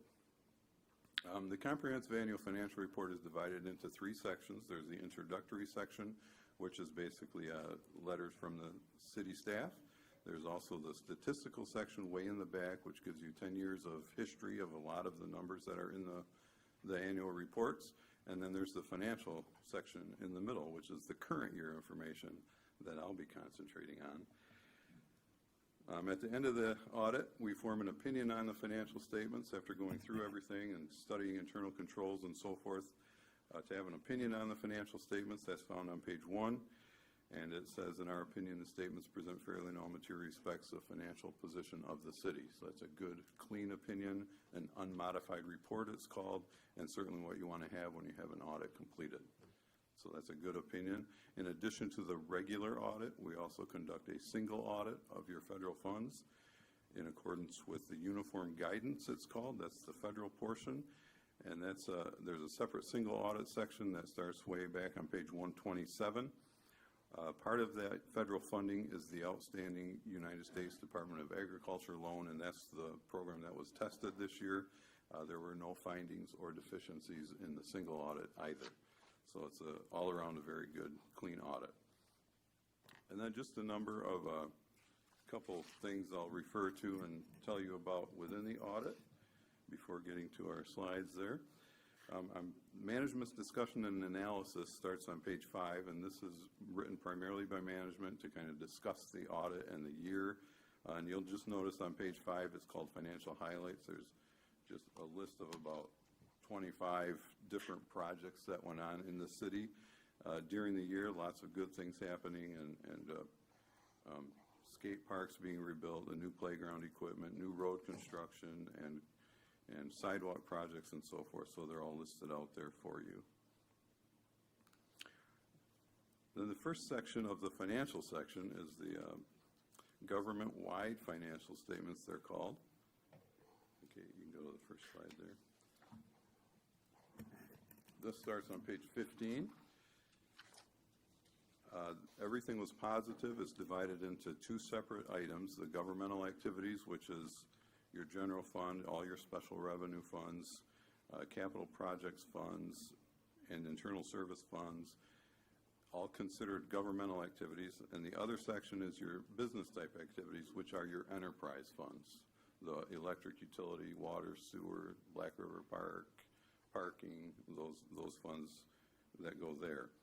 So on the bottom line on page 15, it's a positive unrestricted fund balance in both of those activities, which is very good. Occasionally these can be negative because of excessive pension liabilities and so forth, but this one's in very good shape. And then by way of a couple slides here from that kind of reflect the information on pages 16 and 17. I'll go back to that. Oh, go back? Sure. Up one more. There we go. So there's, in each category of expenses, there's the expenses, and then there's also what's called program or direct revenues associated with each of those functional areas. And this slide shows you the program or direct revenues affiliated with each of them compared to the expenses. And as you can see, the expenses exceed the program revenues. In addition to the program revenues, we have the general revenues, which are your property taxes, your state shared revenues, unrestricted investment earnings, which are used to cover the rest of those in each of the functions. So this kind of shows you what portion of each of the functions are covered by the general revenues. And then the next one. This is just a pie chart of the revenues I just referred to. You can see property taxes makes up about 56% of your total revenues for the city in this area, and then there's operating grants, which include your Act 51 money and that kind of thing.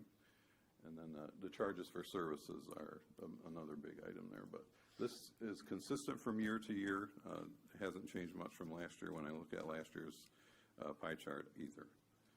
And then just going back to the next section of the financial statements, pages 18 through, I didn't say starting on page 18, but the next several pages are your governmental funds. And this is the general fund, which you're probably more interested in on page 18.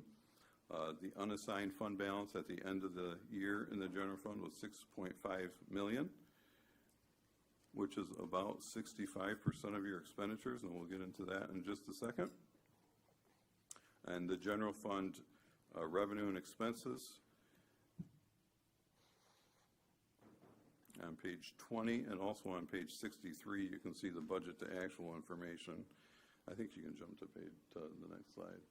Yeah, so general fund revenues, you can see it was about $9.9 million in total, but it's made up primarily of property taxes. This slide shows you a nice 5-year history or 6-year history, and you can see property taxes just increasing. State revenues dropped a little bit because of grant funding that changes from year to year. Charges for services and other, which includes your interest revenue and so forth, are very consistent from year to year. And then the next one.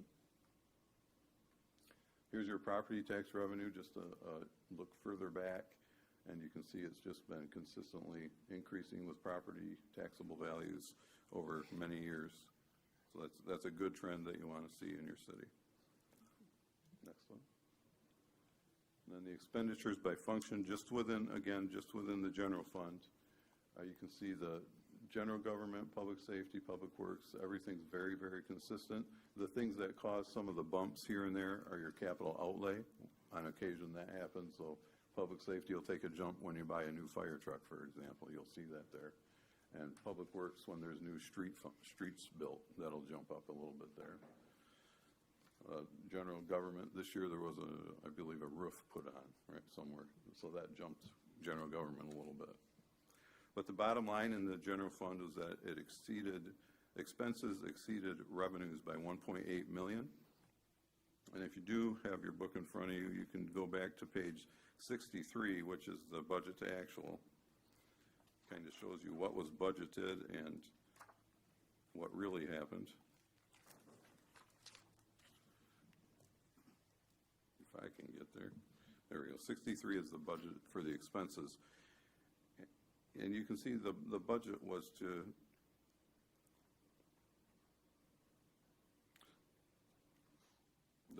have total expenses of 10.9 million, and you came in at 9.9 million, so you beat the budget. You were ahead of budget by almost $1 million, 960,000. And that was primarily due to some delays in construction activity that didn't start before the end of June this past year, but started after that, particularly in highways and streets, which was under budget by 300,000. And there were some other areas too where projects were just delayed for various reasons.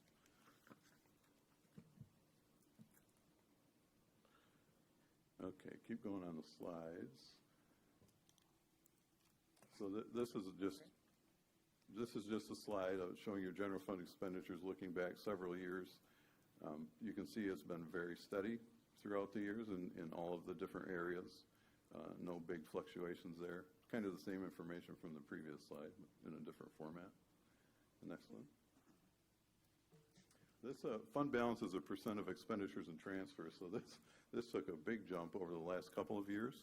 So it was planned that the fund balance would grow a little bit just to be safe. But that goes up.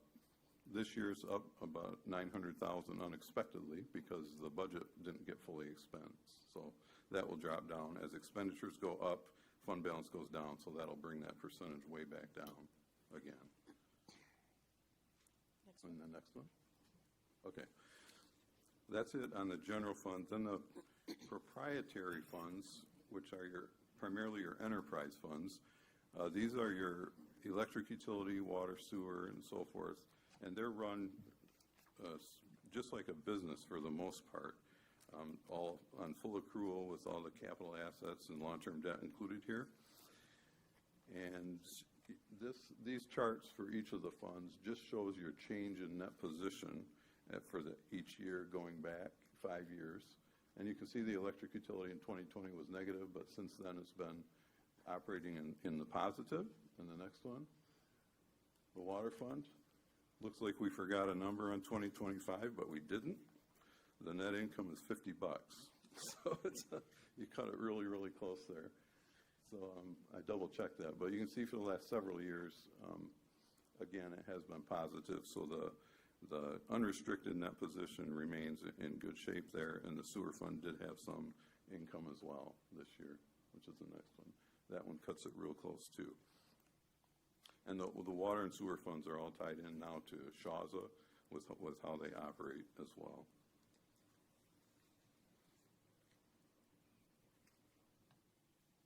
And then the last slide, these are just some of the other funds, those three bottom lines there. We talked about the general fund already, but major local and street improvements funds.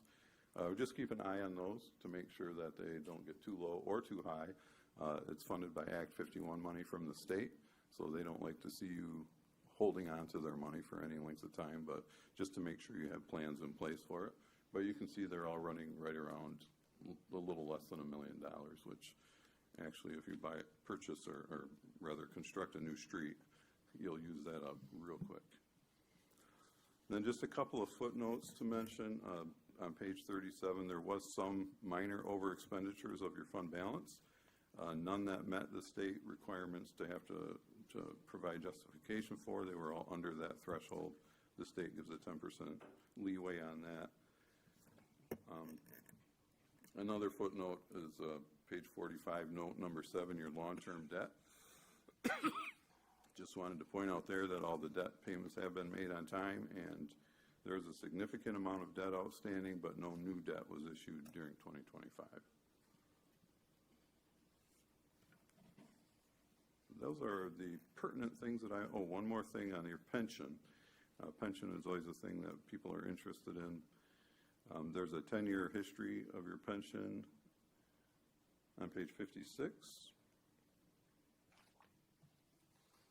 And for the most recent pension valuation, it was funded at 77%, which was up 1% from the previous year, which was 76. But it's been up and down. It fluctuates up and down with actuarial changes as well as investment fluctuations. So that's all I had. Is there any questions? Any questions? I think I got confused on your water. You said it was $50 on the water in 2025, and I was looking at page 13, and I thought it was a positive 10 million on water, so I was confused. I'm sure it's me, but can you go back to that real quick, Kate? It's a yellow bar chart. Yeah. If you go back to page 23, that's where it segregates out the different enterprise funds. Oh, I see. So I was looking at net position, so two different things. Yes. Gotcha. Yes. All right, thank you. Yep. Any other questions? There's a lot of numbers in there. I was like when you report out, because you always tell us about the certificate of excellence. Our staff is doing really well, so. Yeah, you made it interesting for the record. You've gotten Yeah. that. You always bring us the good news. That's right. You've gotten the certificate for a good number of years now, so congratulations. Not very many of the cities we work with get it. Okay. Thank you. Is there a motion to accept the 2024-2025 Annual Comprehensive Financial Report? I make a motion to approve the 2024-25 Annual Comprehensive Financial Report. Support. Any more discussion? All in favor say yes. Yes. Yes. Opposed? Thank you. Thank you, Doug. Thank you very much. Moving on to 13. The City Council will be asked to receive a presentation from the city's economic development consultant, James Hettinger, and approve the 2026 Economic Development Strategic Plan. Good evening. Evening. Crispus Attucks was the first human being murdered in the Boston Massacre. He was a black man and he was a freedom fighter. Good job. May we all have that kind of courage. It's a great start.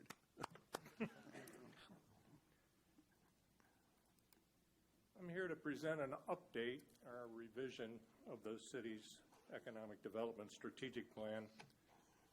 As I noted about 5 or 6 years ago, strategic planning is getting to be a bit of a wearing exercise because you're assuming things are going to go in a straight line. You're assuming that the goals that you have are going to be the same and as desirable then as they are to you setting out in pursuit of them. We had a couple problems with that. The original plan was based upon the closing of the Palisades nuclear facility. The original plan was quite pessimistic about the post-COVID restrictions. We'd come through an era where establishments had limitations on the number of people that could be in the establishment at one time, social distancing requirements, plastic sheets, on and on and on. That too has kind of been sanded over by subsequent events. A number of important initiatives have been accomplished, though. We've established a pretty regular pattern now of business retention and expansion calls. We have drastically improved the telecommunications infrastructure. This was very high priority back then. And looking at some of the comments by the citizens over the years, we've gone from the service is lousy to the service is great, who's the best provider? And that's a good place to be. One of the other initiatives, of course, was to try and build the off-season economy. That has proven to be very, very difficult, and approximately 54% of the houses that we have in South Haven are occupied on a year-round basis. That number drops, of course, when the winter season sets in. So that remains a huge challenge, but we've made a little bit of progress there. and hopefully we can build on that progress. With these changes, though, we need to keep an eye on any decline indicators, but we're in a position where we can focus new efforts on wealth building in the community, and we can do it in a much more optimistic scenario. Economic development itself is in need of new approaches. Previous to this, and I pointed this out in the listening sessions that we held over the summer and into the fall, with population growth slowing, economic development strategy by necessities now considering strategies that are not based on demographics. The best way to sum this up is previously we used to say build it and they will come. Today we say build it and we're not sure, or do we even want to build it, because are the people out there to be attracted here sustained by what we're doing? I mentioned COVID earlier. The lack of COVID-based restrictions in the aftermath of the pandemic state that the tourist economy can be resumed as it was before. But it's important to remember that tourism is still a demographics-based strategy, and the competition for visitors is going to become more intense as time goes by.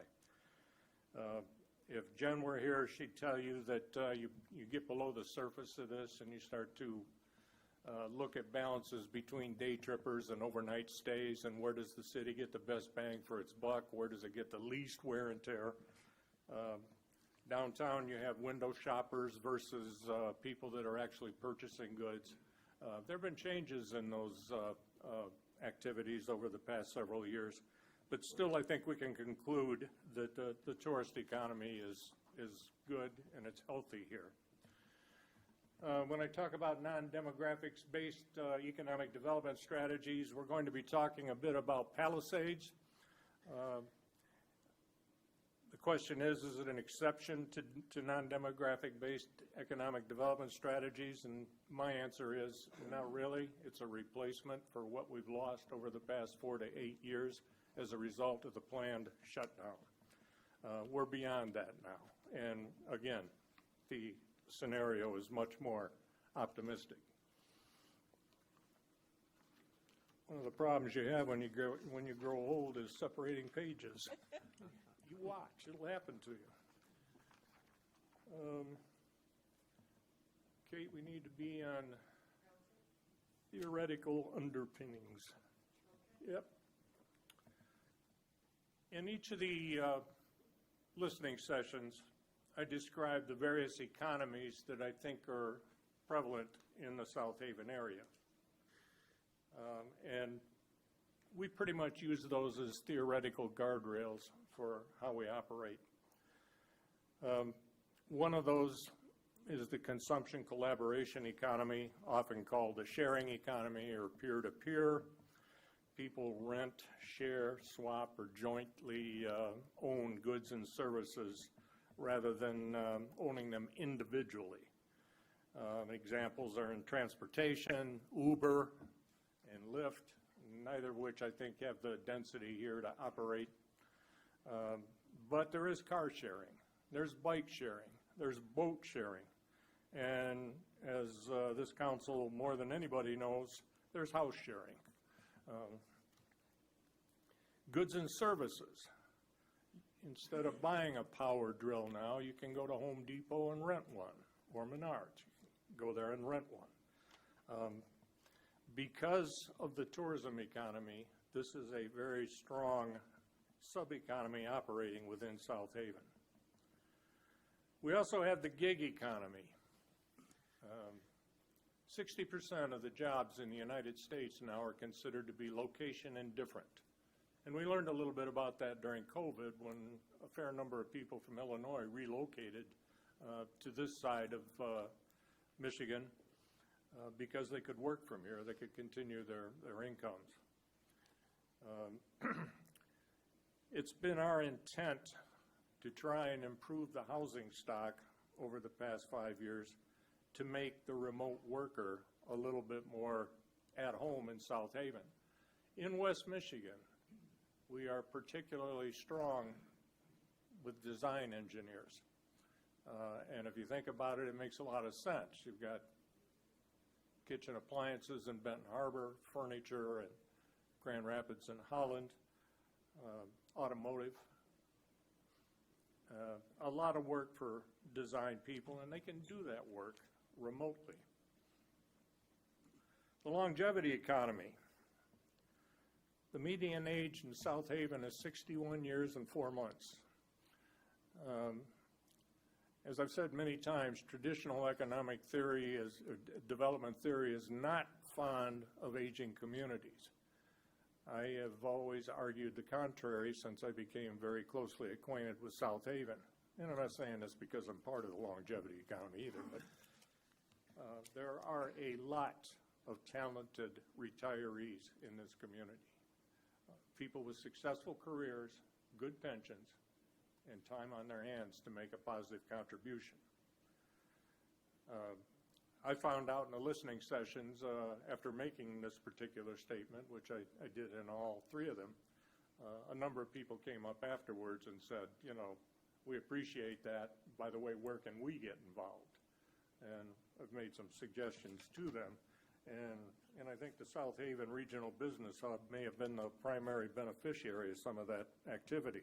At least I hope they were. Finally, I want to talk a little bit more about non-demographics economic development. Non-demographics is referred to as place-based or asset-based strategy. And it shifts the focus to the leveraging of the unique physical, institutional, and economic characteristics of a geographic location. Place-based development focuses on the physical and economic vitality of a specific area, such as the downtown core. The downtown the downtown extended to the walk to the beach is a huge amenity that attracts people. A lot of South Haven people, you don't have to come very far to find that area well populated. Asset-based development identifies and builds upon existing strengths such as natural resources. We've got Lake Michigan. Smart growth, focusing on incremental physical improvements and long-term value creation by strengthening existing community infrastructure. And as we get into this, you'll see that there's a lot we can do. So one of the recommendations is to at least keep an open mind on a non-traditional way of doing economic development in a rural community.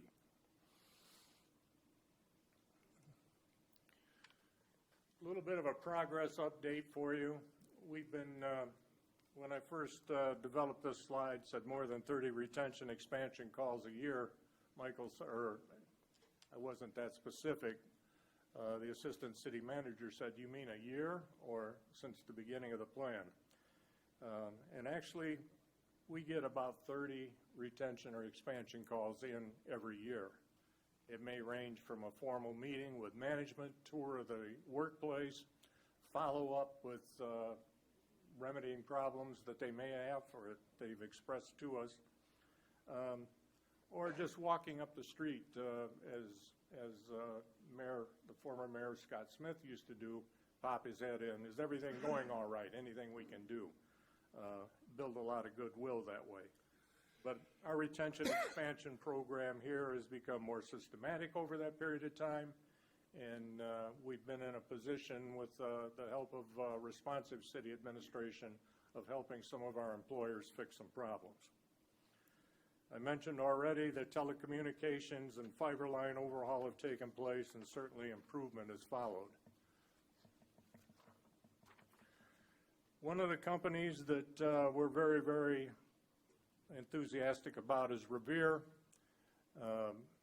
They participated in the listening sessions, and they're somewhat prototypical in the sense that the skilled labor that they seek is not readily available, and the challenge has been kind of tossed at us to figure out ways in which we can bring or develop this kind of skills that are needed by manufacturers like Revere. And there's a little bit more to be said about that as we go along.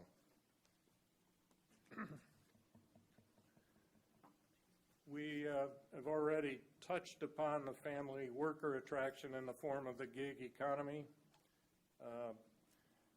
We know that we're a land-starved community, that it's difficult when a company comes along and says they need a 5-acre site. It's difficult for us to come up with something that meets their needs.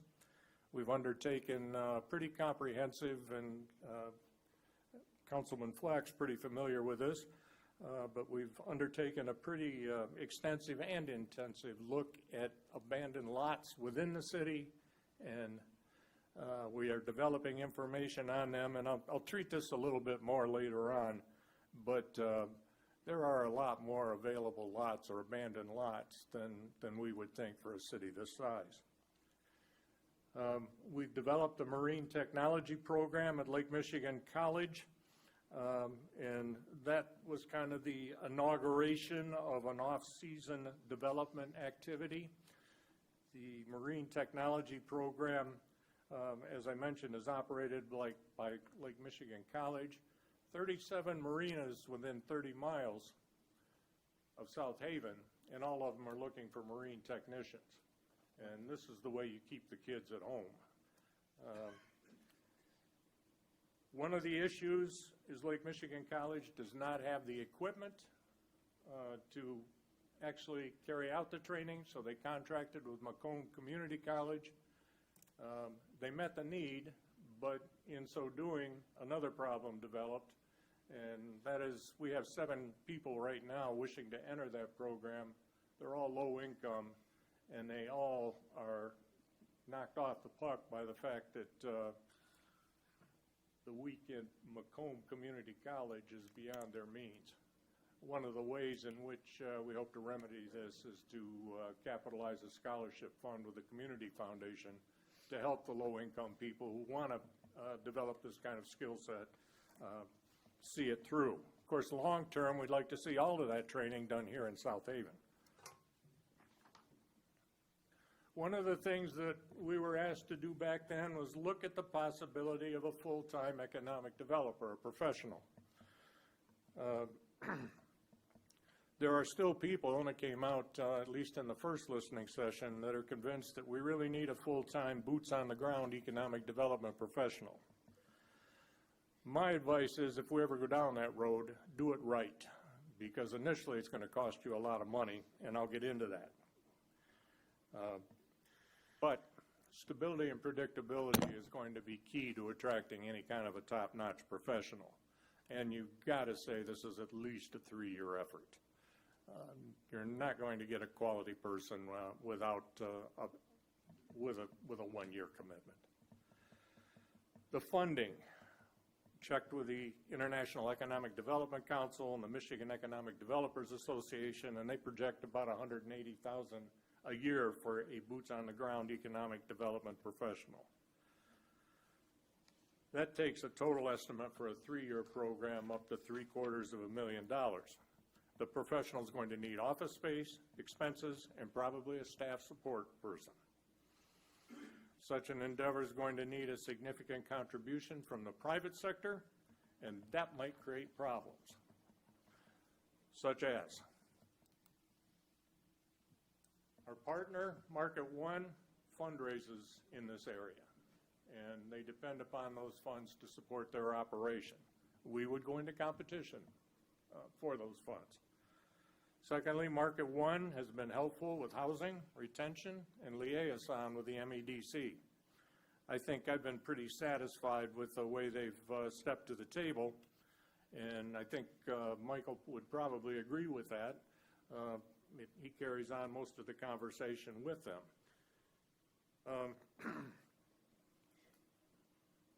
If we got that far, set up our own program, it's questionable whether the MEDC would recognize it. They prefer to work through regional organizations. In my opinion, not the best way to proceed, but I don't work for the state.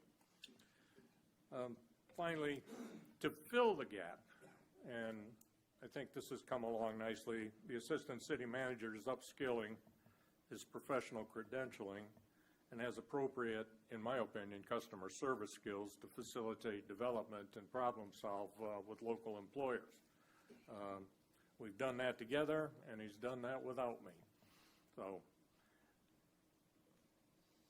given that an economic development program, as I've described it, would be a tremendous challenge for the community, and the fact that it might create problems with other organizations, I think you've got right now the best approach that you can have.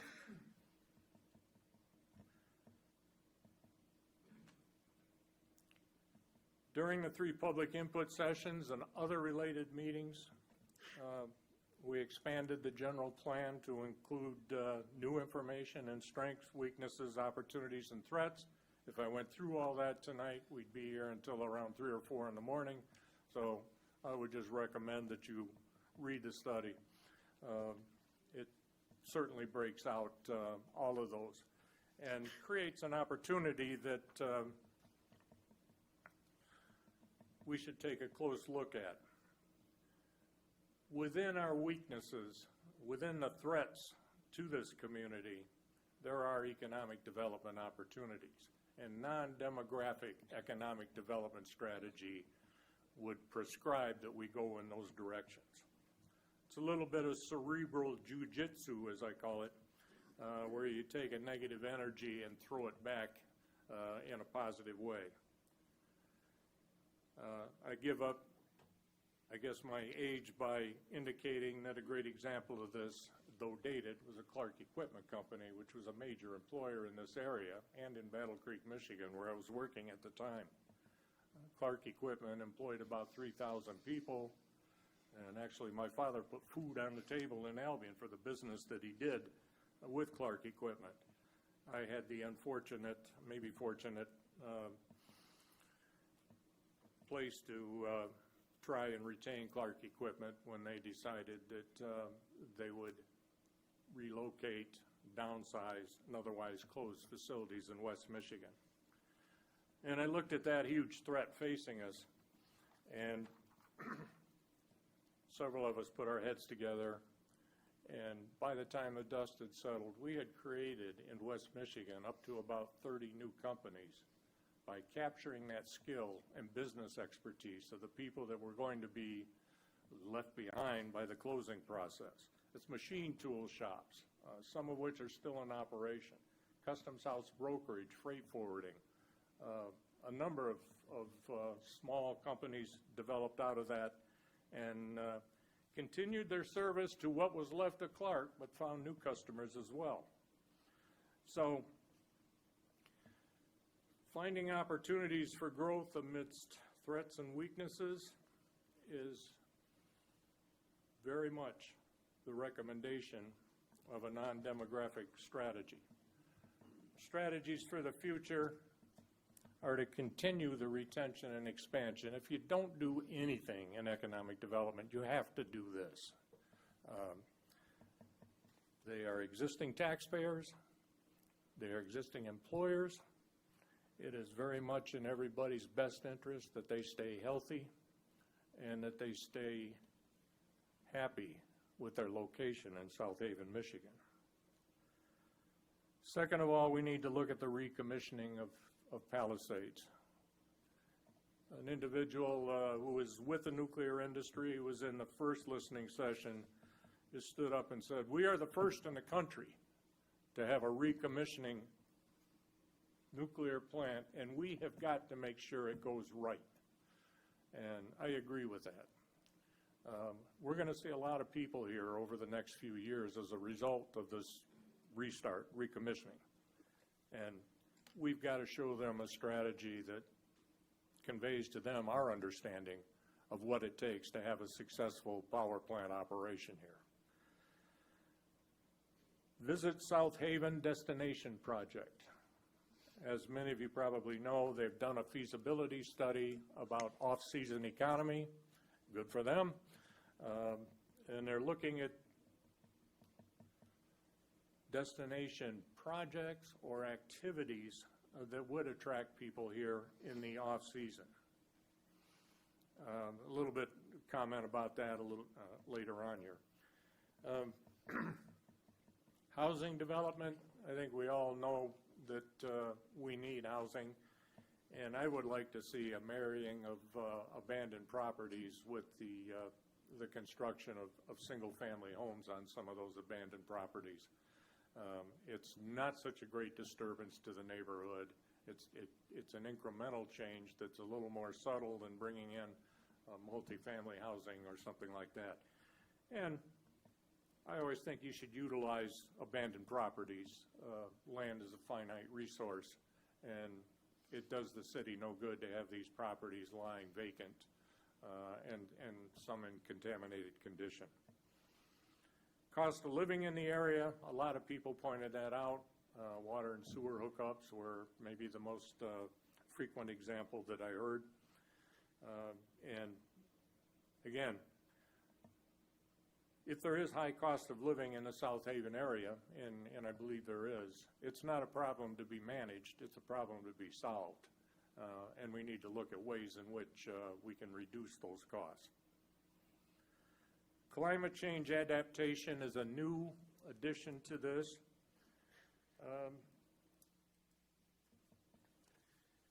I guess coming out of the box, I can say that a lot of this stuff you already do at the city staff level. But I think it needs to be done now with more purpose. Beach resilience. We've talked in the past, or I've talked in the past, about studies that show that by 2030, Lake Michigan's level will be the lowest it's been in years, maybe in recorded time. But those same studies show that in 2040, Lake Michigan could rise a foot above its highest level. And that means the damage that South Haven suffered in the previous period of high water levels is going to be minuscule compared to what's coming. So it's time to prepare. As the waters recede over the next couple of years, and we know they will, it's time for us to take action to prepare the city for a time when they're not so low. I'm concerned about green space development.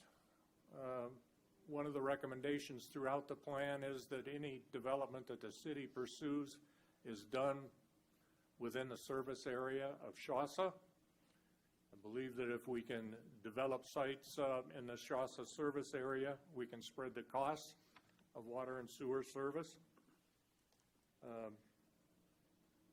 Green space is always important. We're an agricultural community. And in addition to preservation of green space, we have to be careful about what we're doing with the land otherwise. It's not easy to restrict development outside of the Shawsa area, but it does take about 3/4 of an acre to sustain one septic system for a family of 4, and that's a huge use of land. Finally, I think we need to be concerned over the long haul too, and this is something that we've got a little bit of control over. Runoff and the possibility of toxic blooms, which began on the Great Lakes for the first time in 2012. A toxic bloom in the South Haven area would wipe out the tourist industry, or at least seriously damage it to the extent that the benefits derived would no longer exist. There's a great deal of time and space in the formal plan that contemplates a purposeful climate change adaptation by the community here.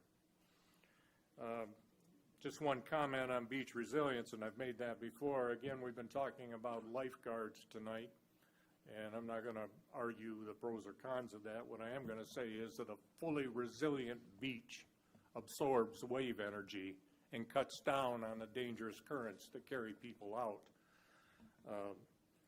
So that kind of change, dredging, building the beach, is preparing us for a time where high waters will threaten the environment and threaten human life and certainly the city's infrastructure. Some ancillary strategies that are in support of what I just said. land inventory development for the repurposing and reuse of dormant properties.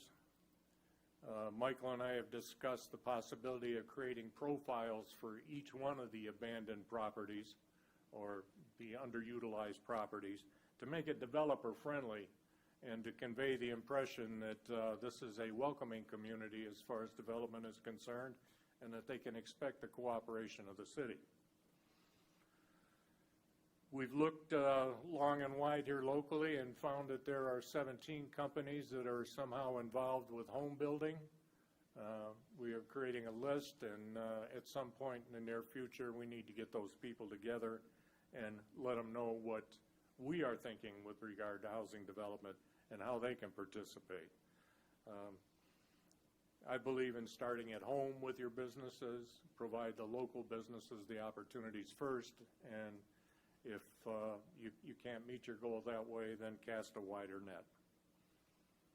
I think we need to continue our alliance with the Charter Township of South Haven, in this case specifically for the construction of multifamily housing. Artificial intelligence, about which I'll speak more later, has created a number of better development scenarios than we've seen before. At some point, we need to plug that in to how we plan our housing developments, both in the township, but especially in the city. Finally, I think that this community is very much in a position where it can be the voice for beach resilience in Michigan. The state of Michigan has 3,100 miles of shoreline and spends less than the state of Indiana on the maintenance of that shoreline. Indiana has 44 miles. A lot of the money that comes into Michigan for beach resilience is federal money. The state of Michigan derives great benefit from the beaches here and ought to have an interest in investing in their long-term fitness and well-being.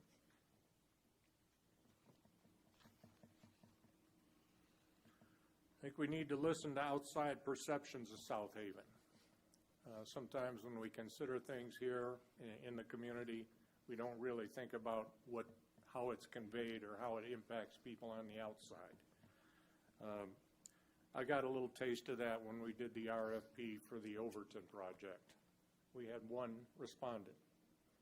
I called a number of people, and they were uneasy about working in South Haven. They said, "You're a fractious community." And, tried to be humorous about it. I said, "Well, I worked in Battle Creek, and why do you think they call it Battle Creek?" So I'm used to fractious communities. But I think overall we want to become an affordable community, one that can attract school teachers, firefighters, police officers, that missing middle. And we can do it by making things affordable and maintaining a great quality of life. Some of the other strategies of the future that have come up, and these are the really difficult ones. Urgent care. You would think a community with the average age of 61 years, 4 months, urgent care would be front and center. It's not.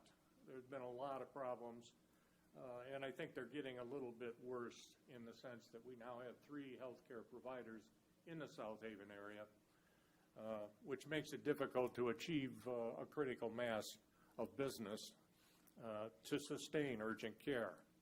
That's the bad news.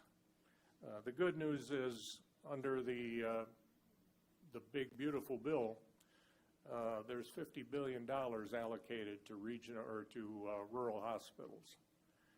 And there's also, you'll find this in the backup material for the plan. I don't want to go too much into detail here, but there's also prototyping going on now, marrying up artificial intelligence with urgent care.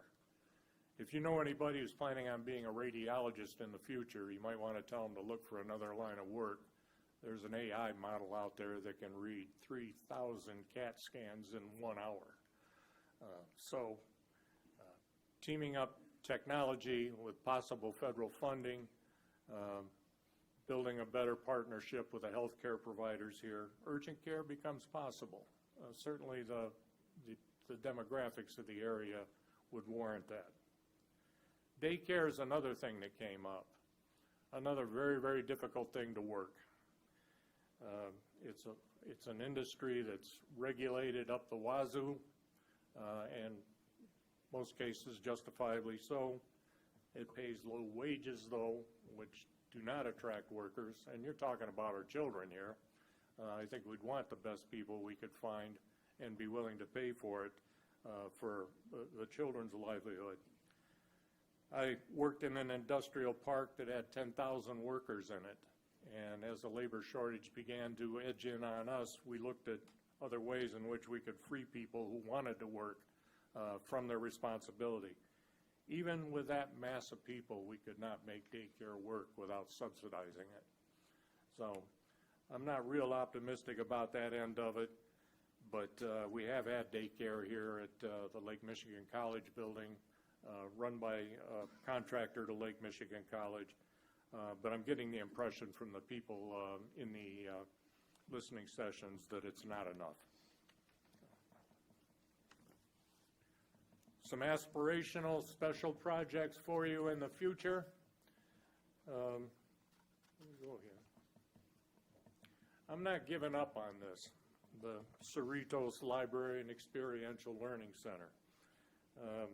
We still haven't seen anything like this develop in the Midwest. Now we have Visit South Haven with property next to our current library. You can create a library district under Michigan law, which gives bonding capabilities. Figure out a way with a museum district to wire the Maritime Museum into experiential learning. We have talked as possible outgrowth of the Marine Technology Program culminating in a Navigation and Marine Technology Institute here. We've got those bones in place. We could probably put something like that together.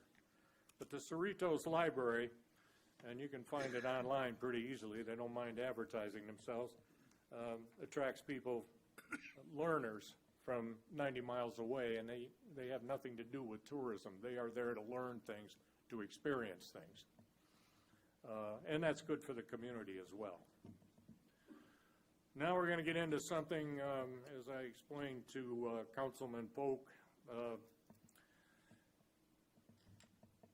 good adage in public administration is just because I don't know what I'm doing doesn't mean that's going to stop me.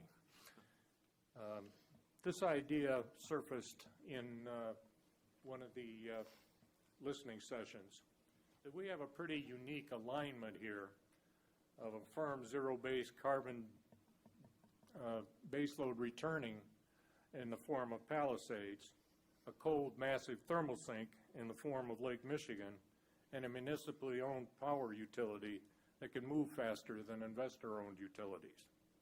We also have a city-owned water intake valve or pipe that provides water into the covert area that might possibly be monetized in the future through water leveraging.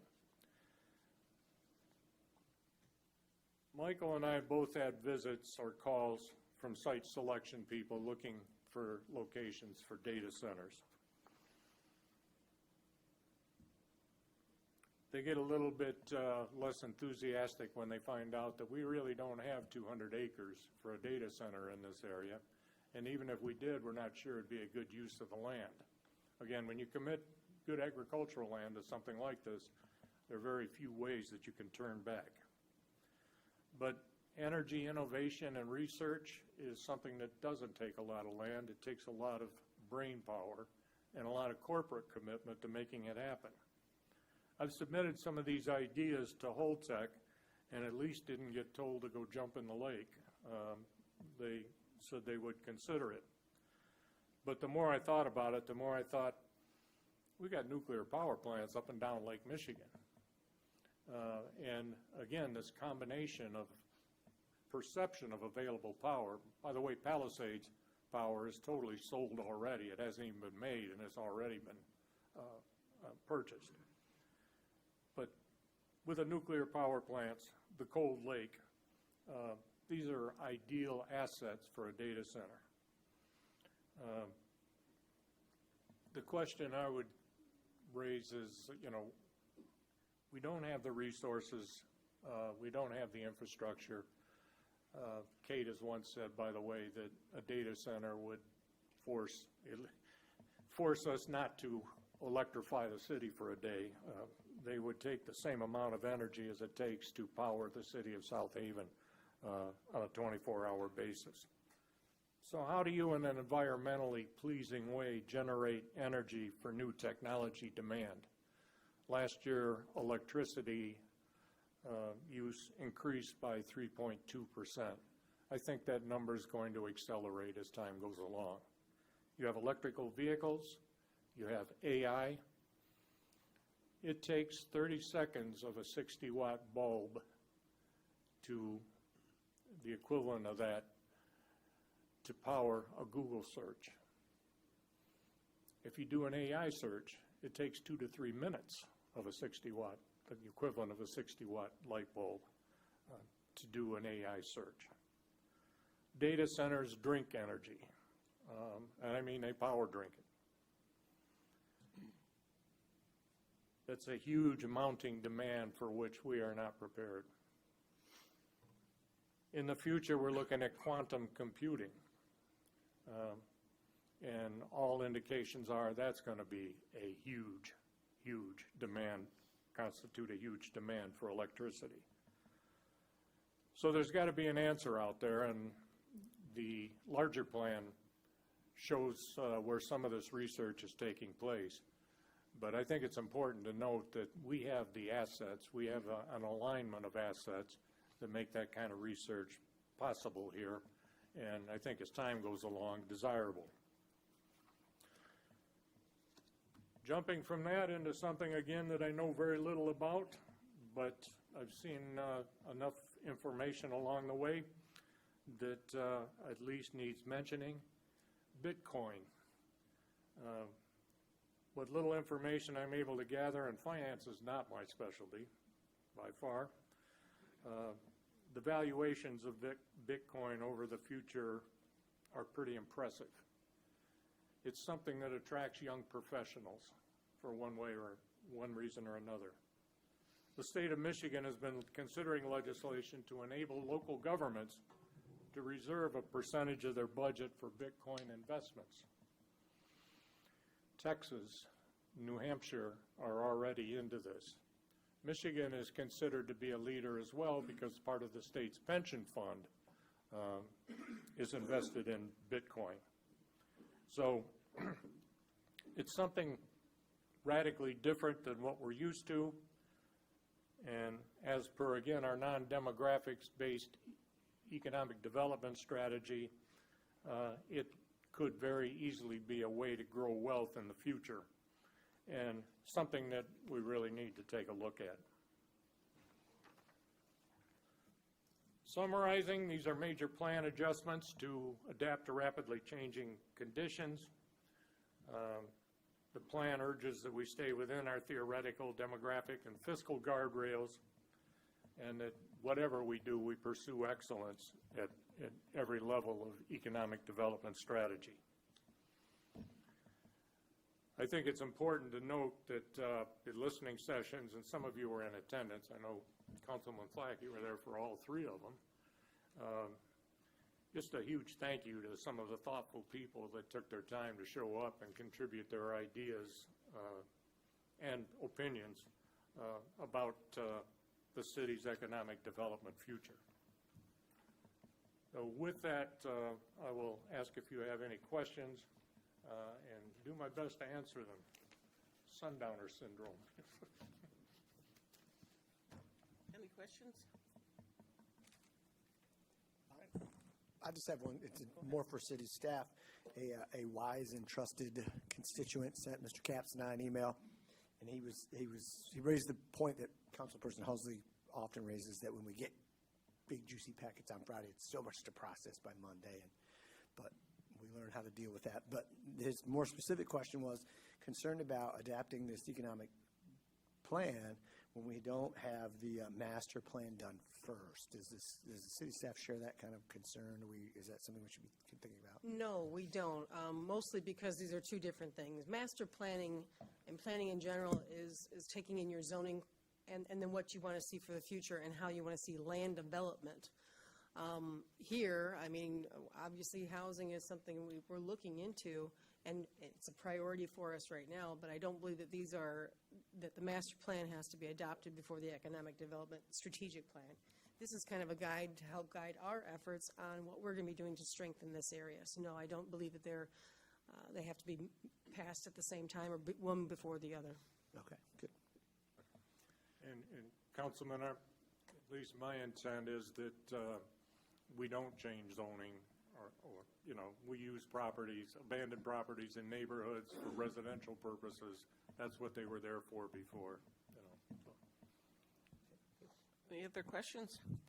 Mayor, if I could, I'd like Go to ahead. make a motion. And Jim, first of all, thank you so much for this. Great work, very well presented. We appreciate it. There's a lot here to unpack, as Jeff just mentioned, and Councilmember Arnold. And what I'd like to propose, I guess, or motion for is that we bring this into a CalCate and have a deeper discussion as a team, because we're going through our strategies right now, and we just finished doing a lot of things that are similar to your SWOT and other elements of your plan. I think it'd be great if we had a minute to marry those things offline in one of our committee of the whole meetings they're called. And then, Jim, maybe have you back one more time, not to go through the whole thing again, but maybe to get some more commentary in terms of how those strategic elements that we see marry into this strategy. That's my motion. Support. What's needed is a motion to approve the plan tonight, or no? No, I mean, this is an opportunity. If council wants to have more feedback and more discussion about, that's absolutely correct. I know that Mr. Hettinger was hoping to get any feedback. I do know that, yes, this was added on Friday. I know that Jim had to do some cleanup items, but it was added on Friday, and I know it's a hefty plan. That's absolutely appropriate for us to take this into a committee of the whole and to talk about. So I do know there's a motion of support. I don't know if there's any other debate on. Any on the more motion. discussion on this? Just one thing, we've got a little bit of distance to travel, but Michael and I've had a great meeting with the Western Michigan University College of Engineering with regard to upskilling, and along the way, we found out a number of other things. They're doing drone, shore patrol studies at Western Michigan for beach safety, of marine technology curriculum at Western Michigan University. So at some point, we would like to involve them in the discussion, assuming they're serious about working with us. And I think that we had a pretty good commitment out of them. Okay, Councilmember Hasley. Councilman Fleck, do you have anything else since you moved? I mean, just quickly, Jim, a lot of what you said aligns with things that I believe as well. Housing is critical. I think establishing a strong relationship and partnership with Holtec and looking for other things that are unique. So I wrote down and agree with many of the high-level actions that you have. I'm excited to see how to, once we do align this with our strategy, how do we then manifest it into an action plan where we're actually doing some of the elements that you just took us through? That's what I'm excited about. So thank you. Any more discussion before we vote? Yeah, I just want to make sure for the cow, what I would like to see is also incorporation of some changes, comments from people like Elizabeth Bernhardt from South Haven Regional Business Hub.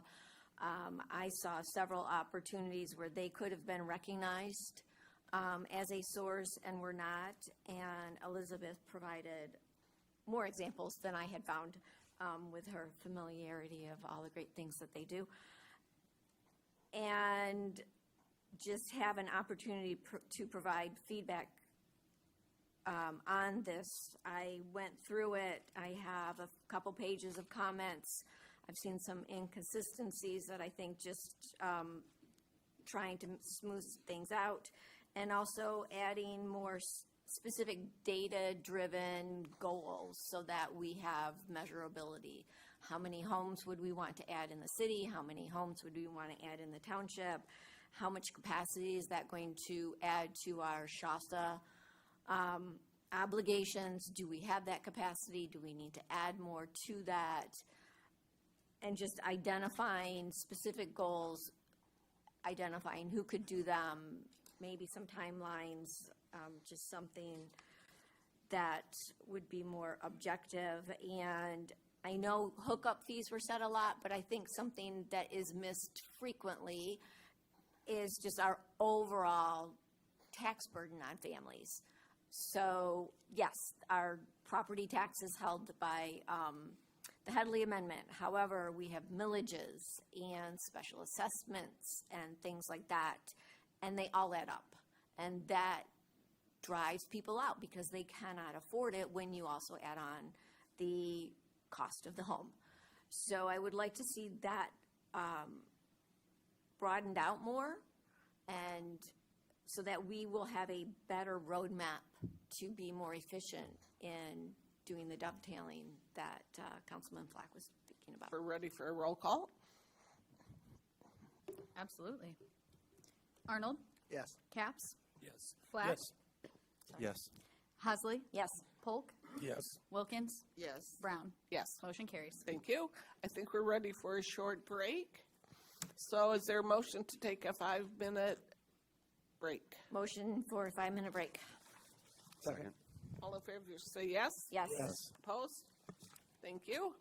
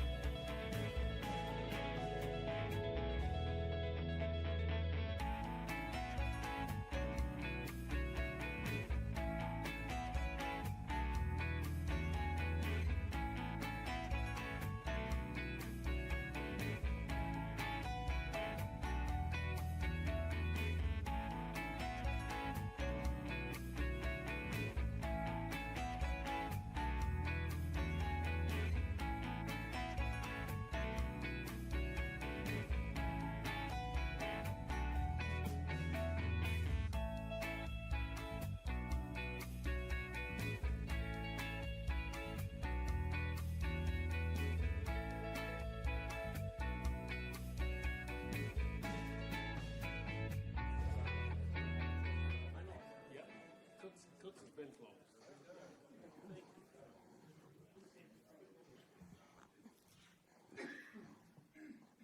This meeting is back in order. We're on number 14. The city council will be asked to consider approval of the following special event applications.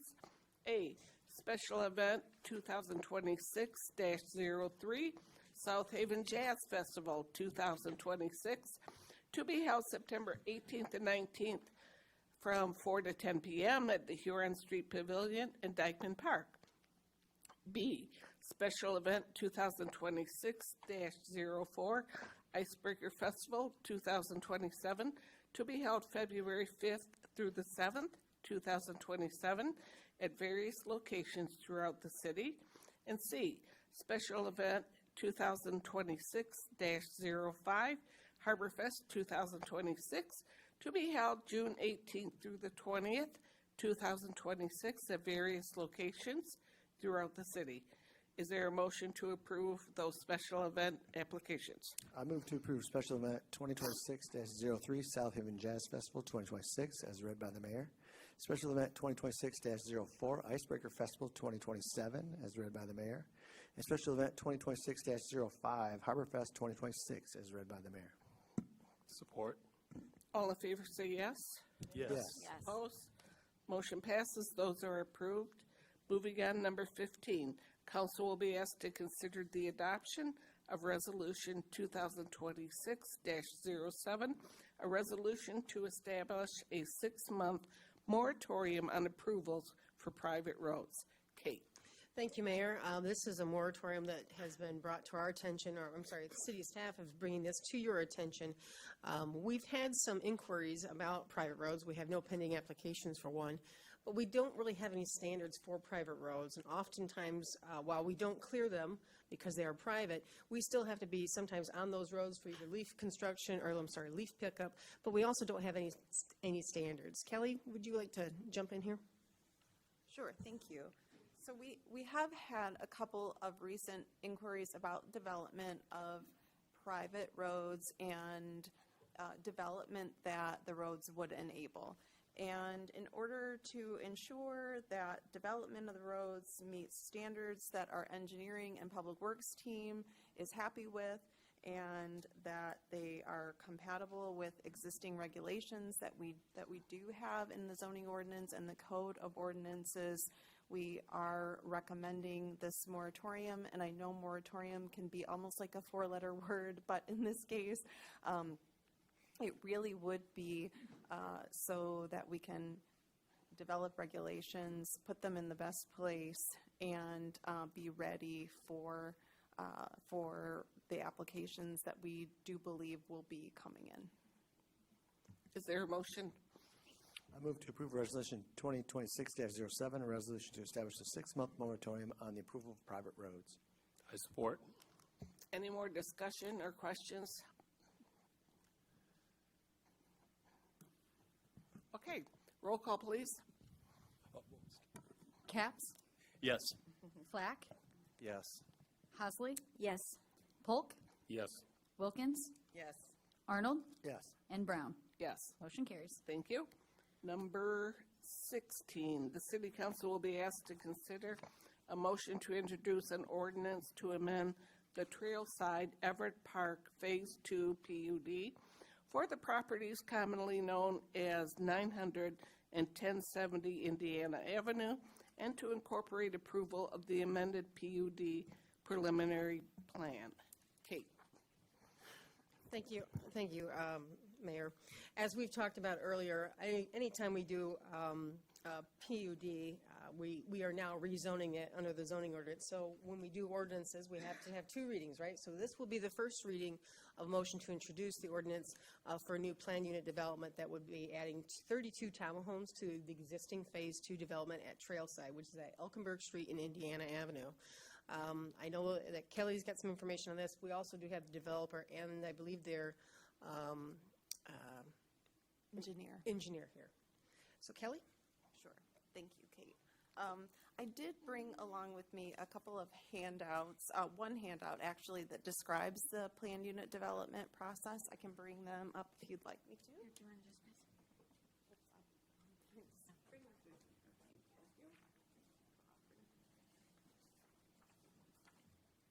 This flow chart is also on the city's website, along with some others that describe similar processes that go through the Planning Commission. For those of you who've been on council previously, the way the city handles plan unit developments, it will be new to you too. Like Kate said, it's a rezoning process now rather than special land use. And when we're working with an applicant on a new PUD or a major PUD amendment like the agenda items this evening, we would follow the process that you see on the chart. In the case of both PUDs on the agenda tonight, they have already been through initial staff meetings and through Planning Commission review and a public hearing at the Planning Commission level. The Planning Commission has made its recommendation to you for approval in the case of Trailside, and City Council now has a responsibility to review a preliminary plan and PUD rezoning in the case of a new PUD and hold a public hearing. And we have noticed public hearing for Trailside for the March 2nd meeting. The public hearing has to be noticed with a 15-day notice in the newspaper and with mailed notices, the way that we do public hearings for Planning Commission.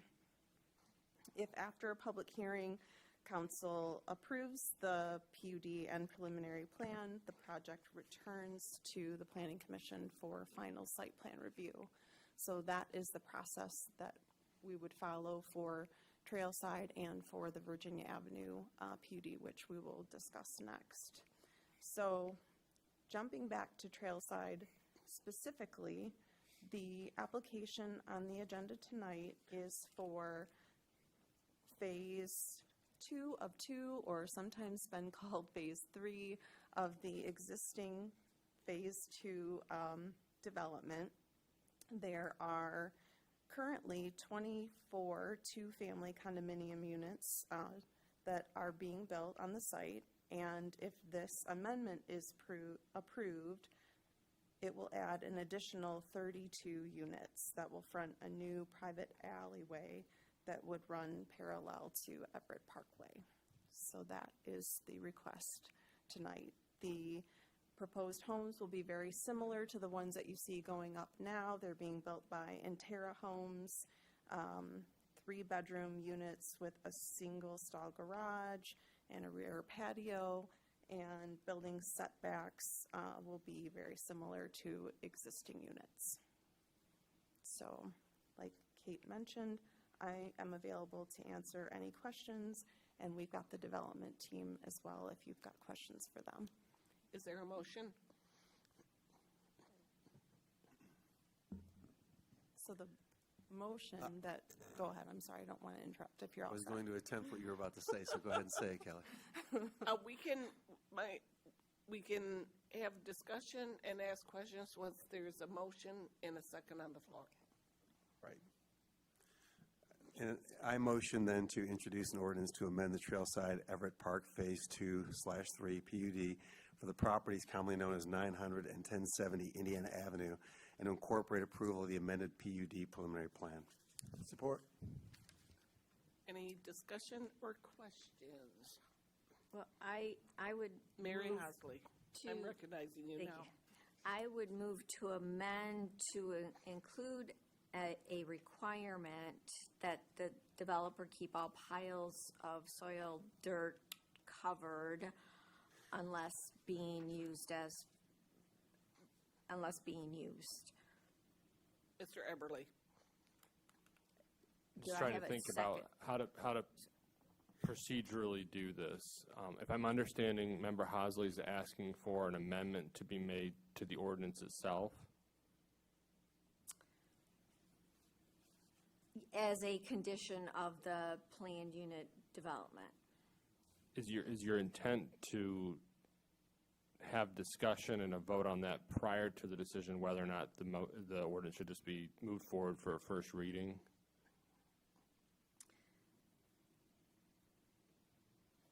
Yes, so that it would be part of that discussion.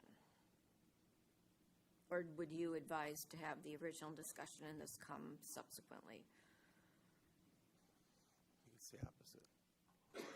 Trying to think about the best way to do this. I think at this point, it may be helpful just to have the first reading on the ordinance as it exists, because that's what's before council, and then to the extent, as part of that first reading, council wants to advise staff to make some modifications to it when we bring it back, I think that would be appropriate. And these have both been scheduled for a public hearing at March 2nd, because council's required to hold a public hearing, and there was a timing issue with the notice, so I understand it was noticed before, for a public hearing before the first reading, but we wanted to move things along quickly. So I think that would be the most appropriate way to do this, and any changes could be made that council approves, could be made in time for them to be available for the public to review as part of the public hearing moving forward.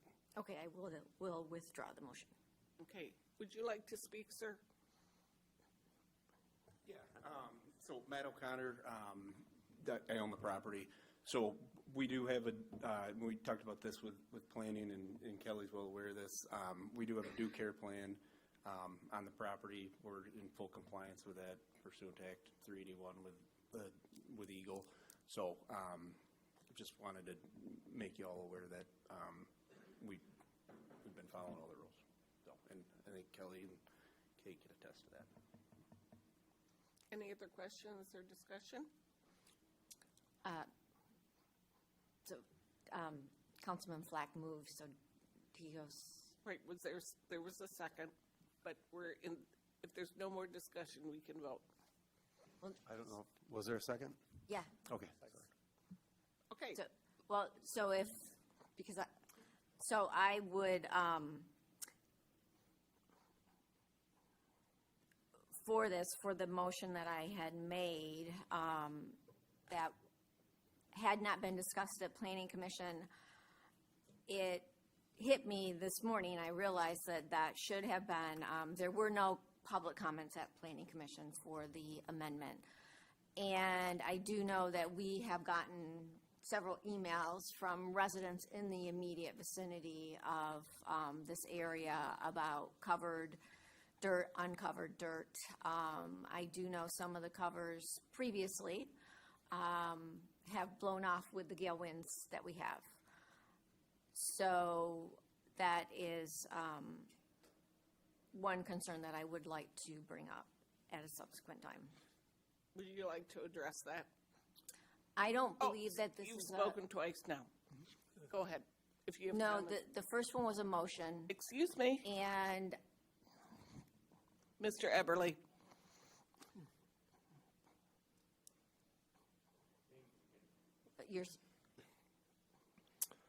If I'm understanding, the motion was made and seconded. It's open for debate. Member Hasley made comments as part of debate. I believe the chair is entitled to recognize staff or anybody else to comment on that at this time. But again, the motion on the table is a motion to just introduce this for a first reading. It's my understanding that Member Hasley may be making a motion after the introduction regarding some direction to staff or potential amendments. And at that time, maybe discussion of the substance of those issues would be more appropriate. Well, I thought that members can speak twice. Yeah, on the same question. So at this point, if there's a vote on this, and if somebody else made a motion, the members would be entitled to speak twice again on the new motion. So Okay. there's 2 times per question under the new rules. Okay. Do you have a comment about the dirt being covered? Or Kate? We have received complaints in the previous phases about uncovered dirt. There was concerns that it was contaminated or was it clean fill. That's something we cannot ascertain. The city is not the agency that enforces due care. That is Eagle. Right. I understand that complaints were given to Eagle, and I believe that Rachel has made site visits. Is that correct? Correct. Thank you. Eagle, Rachel's with Eagle. Okay, Rachel I Colonna. believe we're ready to vote on the first motion that was seconded. Correct. to introduce. Are we doing a roll call? Is that why you looked at me? Sure. Okay. Flack, Yes. Hasley, Yes. Polk, Yes. Wilkins, Yes. Arnold, Yes. Caps, Yes. and Brown. Yes, Motion carries. thank you. Okay, we're moving on to number 17. Is this, Mayor, I believe given what just occurred, it may be appropriate to see if there are any motions on this topic. Okay, are there any other motions? yes, so I move to incorporate a requirement that the developer keep all piles of soil, dirt covered when not in use during construction. And I believe that requirement is covered by, that's Eagle's responsibility, not city council. I guess first I'll ask, it may be helpful to ask if there's a Okay, second first, Is Mayor. there a second? I support. So that issue, the issue of the covering of the contaminated dirt, it's my understanding that that is covered by a due care plan, which is supervised by Eagle. As the gentleman stated, Eagle's been out a couple times to investigate where there have been at least allegations of problems. I think it's helpful to understand what we're doing and how that's different from what Eagle is doing. Here, this is a PUD. There are options to put conditions on a PUD, but those are often conditions that you would attach to a site plan. There are also the options regarding a development agreement. Traditionally, development agreements most often pertain to construction or some of the activities that occur as part of construction, but most often they pertain to if the part of the development is going to be creating some infrastructure that the city will later be accepting, setting out how that's going to occur. My concern with imposing a condition was suggested by Member Hasley would be that if we're trying to address environmental issues, that's an issue that's already being addressed by another agency. And obviously, when we put something in a requirement, we're expected to enforce it. And I don't believe we have the staff with the appropriate skills to be making determinations regarding certain environmental issues. I understand that if the requirement was to simply tarp all mounds, that would somewhat eliminate the need for the environmental considerations, because it would just be a requirement imposed on all dirt mounds. But again, that's something that we'd be expected to enforce. And I would think that something like that may be more appropriate in a development agreement as opposed to a condition of an approval of a PUD. Kelly, did you have more comments? Any other discussion? Okay, roll call, please. Of course. So the motion, can you repeat what the motion is? Make that clear on what, I'm sorry, don't mean to interrupt Yep. the procedure, I just wanted to be clear because there was some discussion back and forth. The motion on the floor is to incorporate a requirement that the developer keeps all piles of soil/dirt covered when not in use during construction. Okay, roll call, please. Hasley, Yes. Polk, Yes. Wilkins, Yes. Arnold, No. Caps, No. Flack, No. Brown. No. Motion fails. Thank you.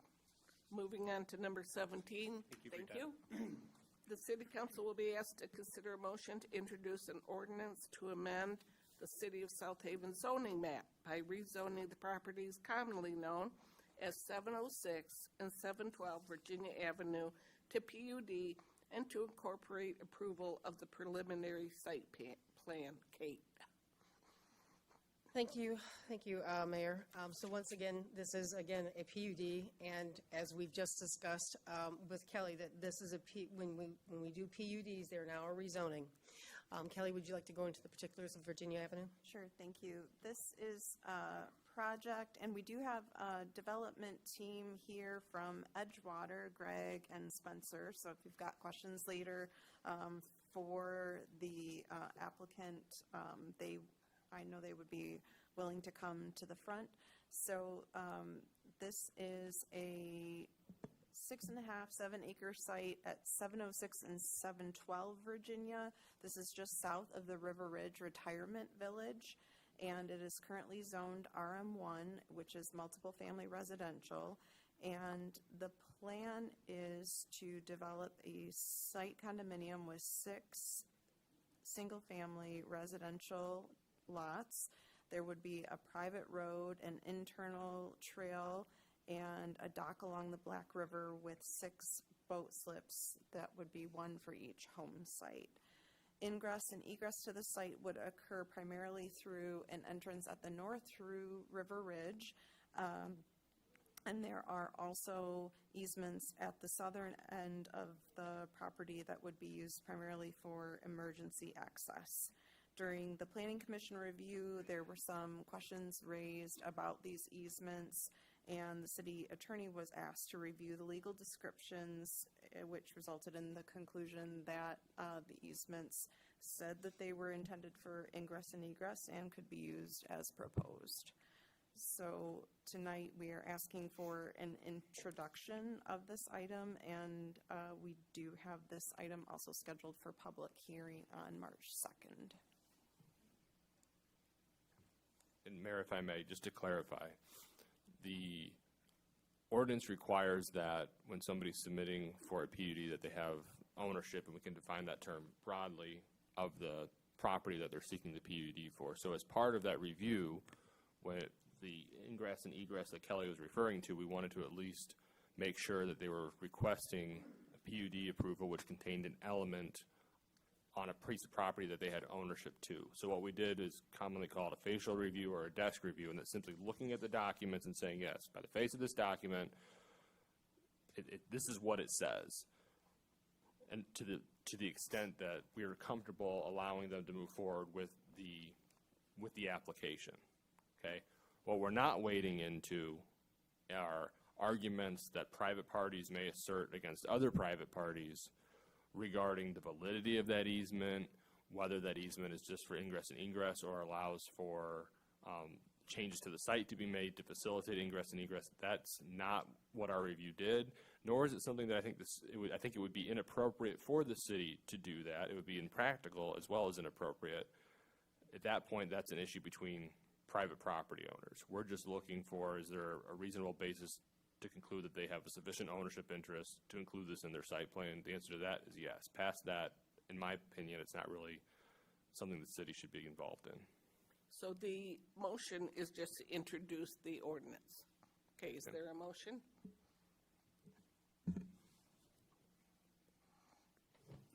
A motion to introduce the ordinance. Is there a second? Second. Any more discussion? Would the developers like to approach the microphone?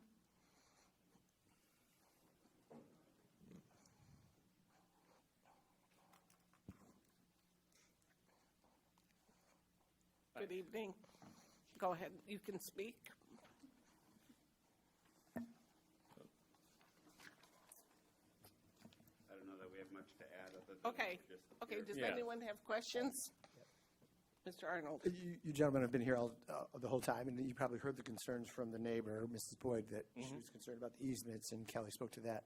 But could you talk about the water runoff and the springs, and is there a plan for that? So there is a ravine down the center of the site that's fed by the stormwater runoff from the River Ridge property to the north, as well as just sheet water runoff from the site itself. So we're going to leave the ravine alone as much as possible. We've routed the roads along the edges of the property so that we're minimizing our grading impacts to the site as much as possible. And then any stormwater runoff from the site, we would prevent any additional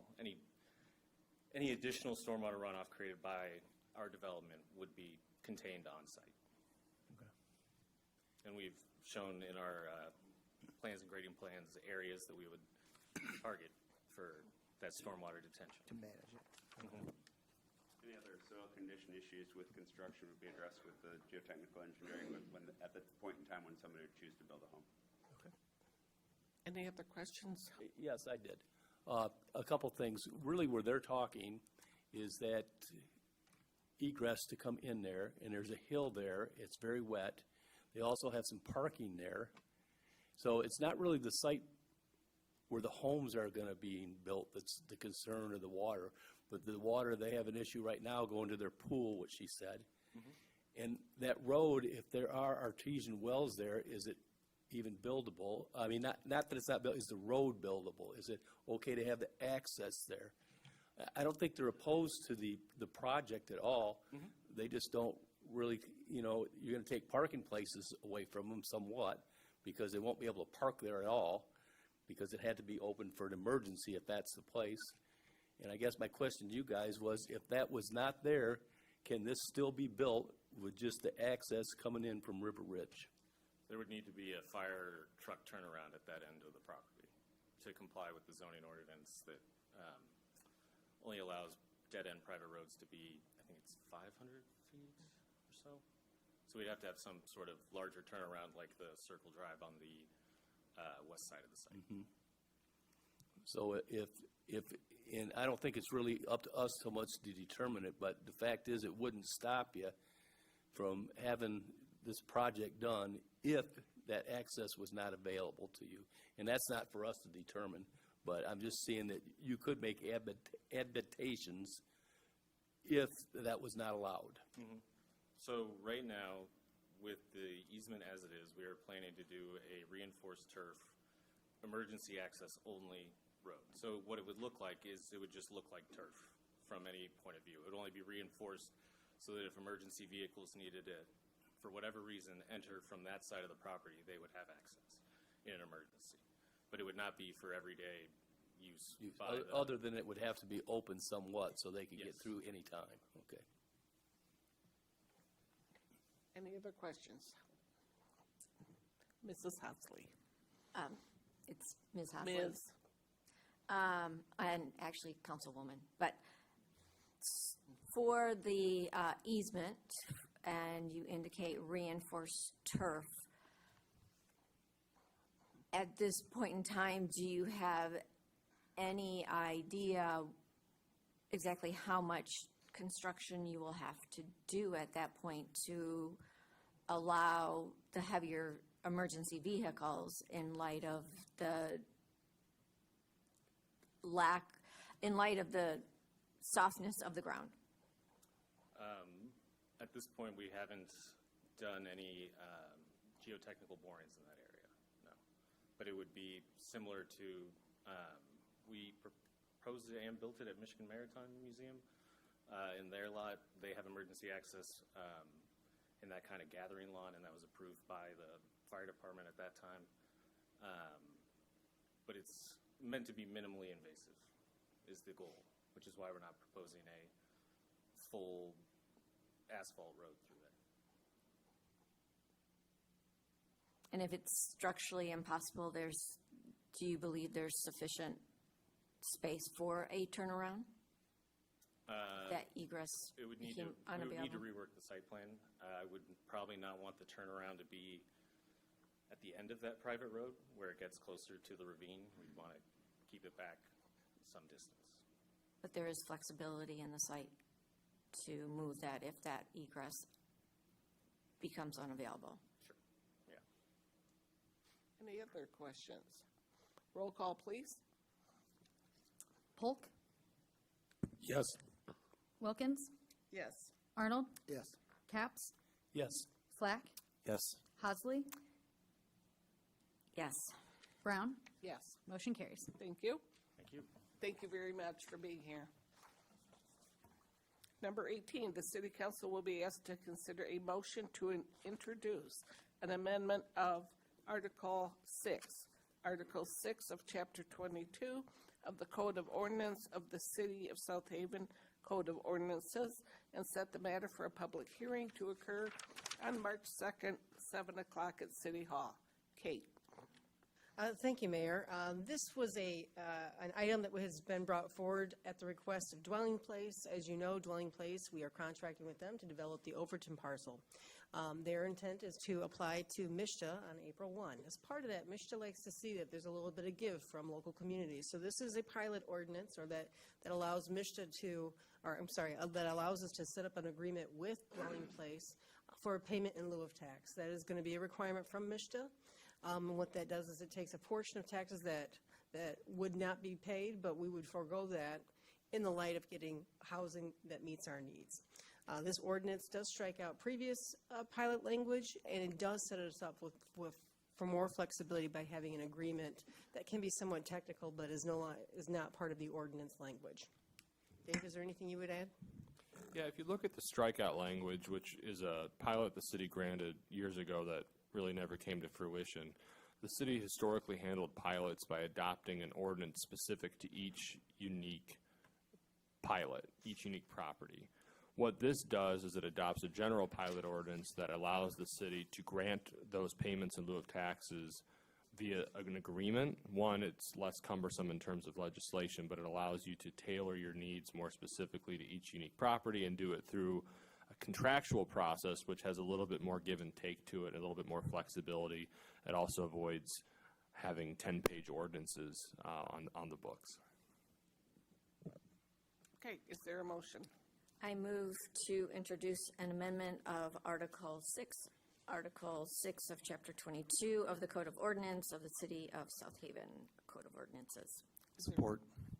Any discussion? And set the matter for a public hearing to occur on March 2nd. Any Support. discussion? All in favor say yes? Yes. Opposed? Do we need to, sorry, Mayor, I wasn't certain about the March 2nd, and I was reading some tea leaves. Oh, here. sorry, I don't think it's necessary to have a public hearing on the ordinance if council doesn't want to. I understand it's in the agenda. We're just a little, that's our bad on staff's end. But if council does not want to have a public hearing on this, you don't have to have a public hearing on this, is I guess how I'll put it. Has it already been noticed? No. Okay. Yeah, because you had it in the agenda item, so. Yep. Okay. I can move to, well, so I would ask for feedback from my fellow council persons whether we want to set a public, no, I'm just going to move to amend my original motion and strike setting it for a public hearing to occur on March 2nd, such that it would simply be the motion to introduce the amendment of Article 6. Support. Okay, any more discussion on this? I just wanted to make a quick comment. I do like the flexibility of this, but I would like to ensure some policy procedure of some sort from staff to come in the future so that we have some more objectivity to ensure like the first couple people to us get it and subsequent people don't get it because we've granted X number of pilots, just trying to even the playing field. Okay, all in favor say yes? Yes. Opposed? The motion passes. That was the amendment. That was to Okay. strike out the language, so now we have to have a vote on the amended motion, which is to consider, to introduce the ordinance. Without the Public hearing. public hearing. Okay, and that, so that is already We need made to, and seconded. yes. Okay. All in favor say yes? Yes. Opposed? The motion passes. Thank you. Next, the city council will be asked to receive an update from Police Chief Adam DeBoer. Mayor, council, it's been a long night, and I've been here since 8:30 a.m., so I'm going to be quick. We're going to skip over some of my slides. We're not really going to spend a lot of time on the graphs. You guys can peruse them at your leisure. A little 2025 year end for us. It's my first time in front of you guys since you guys all sat, so formally, welcome. The three that just joined, I look forward to learning with you because we're both kind of stepping off at about the same time. So 2025 year-end stats, total for the department, we had 5,196 calls for service, and my officers conducted 1,730 traffic stops. In the city, that was 3,412 for calls for service and 1,066 traffic stops. My road patrol is 12 people. So that's 12 very busy bodies throughout the year. So we run 4 shifts of 3, and they're doing a lot of work for us. So the second is 25 year-end stats is our our reports, and we took 2,250 police reports.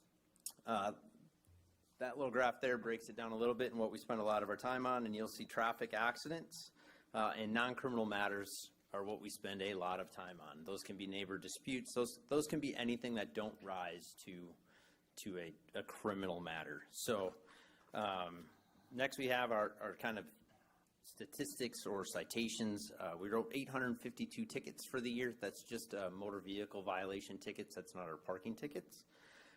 One officer wrote over 300 of those. So we've got one officer out there who's really, really taking traffic enforcement seriously, and we're very thankful to have him. We've also given 590 traffic warnings.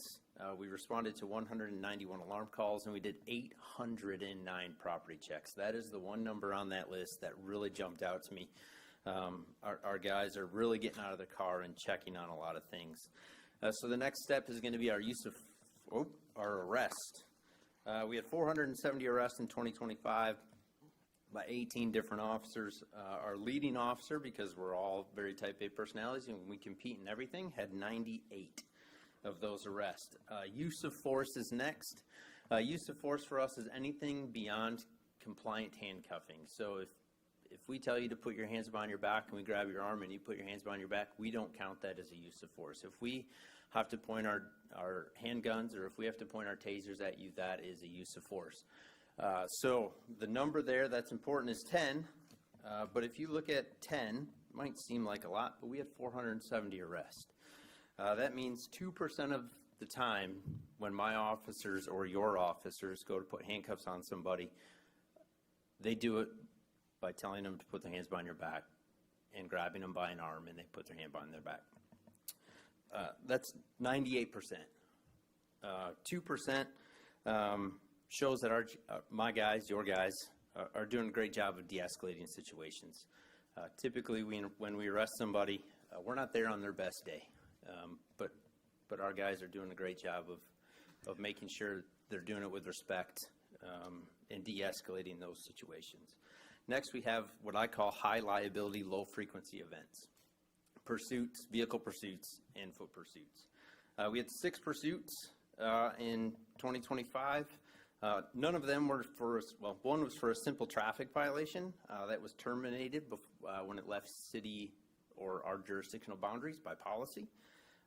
Most of them were for offenses like operating while intoxicated, drunk driving, stolen vehicles, domestic violence suspects, assaultive behavior toward officers. 2 of those pursuits actually involved officers' vehicles either being rammed by the vehicle that they were trying to stop or a fleeing vehicle swerving into the path of one of our patrol vehicles, making the officer think he was going to be rammed. All of them ended with suspects being apprehended, except for the one that we terminated, and all of them used multi-jurisdictional cooperation with our partnering agencies. Covert, Allegan County, and Van Buren County Sheriff's Office are usually involved in almost every single one of our vehicle pursuits. We only had 3-foot pursuits. We actually caught all 3 people. Got a couple of young, fast guys working for me. It's a good thing. All 3 of them were found to be in department policy. Sorry, Kate, I skipped way ahead of you. Yeah, I see that. One more. Okay. There we go. We're up and running. Officers, all of the pursuits, officers identified themselves and gave clear commands prior to and during the foot pursuit. 2 incidents originated from domestic violence situations where the suspect either fled when officers arrived or fled during the investigation. And the incidents demonstrate consistent, professional, and effective response by South Haven officers. One thing to note is no force was used to arrest all 3 suspects, and no medical attention was sought for anybody. I will note one of the graphs shows that of the 10 uses of force, only 3 of them had minor injuries. That's officers and suspects. Training, we had a lot of training. I will let you go through that on your end. We used West Michigan Criminal Justice Training Consortium a lot this year. Very happy to see it. Actually, Lucas Keene is our new training sergeant. He's going to be signing our guys up for that. we contribute money to that every year, and they bring a lot of good training for us. And we have hosted several trainings for them also. I have a bunch of pictures in there for community engagement. I don't have those on my printouts. A lot of them are the same ones you've kind of seen throughout the year. We're really making a push to get out there and engage with our community in any way we can. So if there's an event going on and people want to partner with us, we are happy to do it. There's one slide from, I think it's the next one. Yep. So that's our Shop with the Cop. That's one you guys haven't seen. Shay's kind of stole some of our thunder on it and made it Shop with a Hero. And we're happy to invite them every time. I had my first ride in a fire truck in 21 years that day because all of my patrol cars were used by officers with kids. So we partner with all 3 elementary schools. I think we had 15 kids this year, and Meyer donates $3,000. So each kid gets $200 to shop for themselves and their family. I will say most kids will buy something for their family. There was one kid this year who did buy a bike. And yes, we let them buy whatever. It's actually a really fun day. I think my guys find it exciting. I love it. We partnered with the Lodge this year for lunch. So that was a really fun event. So that's the one that I hadn't had a chance to tell you guys about. We did a lot of things around Christmas as well. With North Shore Elementary School, we spent 15 hours wrapping presents with them in their Santa shop. And then I think I have one more picture on there of the 50-year remembrance for Officer McAllister. So a good day, a cold day, but we were happy to remember that man and his service for our community. So if there are any questions, I'll gladly answer them. If not, that was a very, very quick presentation, but it is after 10:30, so. Any questions? Just a quick comment. Thanks for the information about use of force. Of course, at the national level, that's a huge issue, and thank you for sharing that with us and showing us. So it kind of comes from our accreditation program that we're going through. There's several things that we have to do every year. There's some things that we didn't get a chance to collect the data on, which we are going to have for next year. So this presentation will look a little different next year. We'll have a little more added stuff to it. But we're trying to be open to the community with everything we do. That does reflect positively on our community. Absolutely. Our law enforcement. That's a big impact. So thank you for that. Any other questions? Thank you. Councilmember Hosley. Good stuff. Just thank you for everything. Thank you. Thank you. I am really impressed with the numbers and everything you've done, so thank you. Okay, city managers' comments. Thank you, Mayor. I too will keep this brief. I do know that we've got a lot going on. Let me just make sure that's not going on. A couple things. This Saturday is it this Saturday? Next. The 28th, sorry, the 28th, not this Saturday, but the last Saturday in February, we have our job fair. We're looking for positions across the board, bridge tenders, lifeguards new this year, parking attendants, marina staff, and beach patrol. I would also say that I know we've got a lot of questions. We're getting emails about concerns from short-term rental owners and possibly users about the timeline of our application process. This is something I'm meaning to bring to the council at our committee of the whole meeting on March 2nd. We do know there's been a number of things. The biggest issue right now is the timing, so we'd like to bring some options to the council. We also have some policy considerations we'd like the council to give staff some guidance. Attorney Eberly, I think we had a quick conversation about this. We have some questions that people are getting about making improvements to their home. Now, this isn't new windows or siding. That's not the same. But when we were talking about nonconformities, expanding the use of the nonconformity becomes kind of an issue. Yeah, there'll be a number of things in the packet for the COW, a number of issues listed along with our recommendations regarding those issues. The issue Kate's talking about is an issue that deals with lawful nonconformities. The guidance staff will be requesting from council is whether or not council wants to make an ordinance amendment. As you know, council legislates and city staff, guided by Kate, administer. So it wouldn't be a question of the interpretation of the ordinance. It would be, this is how it's being interpreted. These are the ramifications. Are you okay with that? If yes, we won't take any action. If no, what do you want to be the result? And we could propose some legislation for you to consider that would reach that policy or goal of yours. So that's what we'll be bringing to you on March 2nd. It'll be at 5:30 in this room. The other thing is, I know we had a complaint tonight about an insurance claim. I do think it's important for us to remember that the City of South Haven and SHASA, the South Haven Area Water Sewer Authority, are two separate entities. The city contracts with SHASA to carry out the work of, maintaining lines and things like that. I did forward you an email that was shared with Ms. Shaver.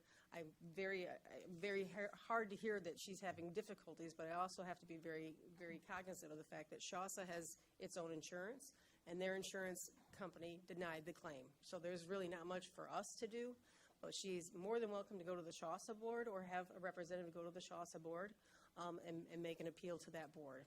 So I did want to make sure that's clear, because I understand there's a lot of confusion because you get your bill from the City of South Haven, you pay your bill at the City of South Haven, but SHASA really is an entity that contracts with the city to effectuate the operations.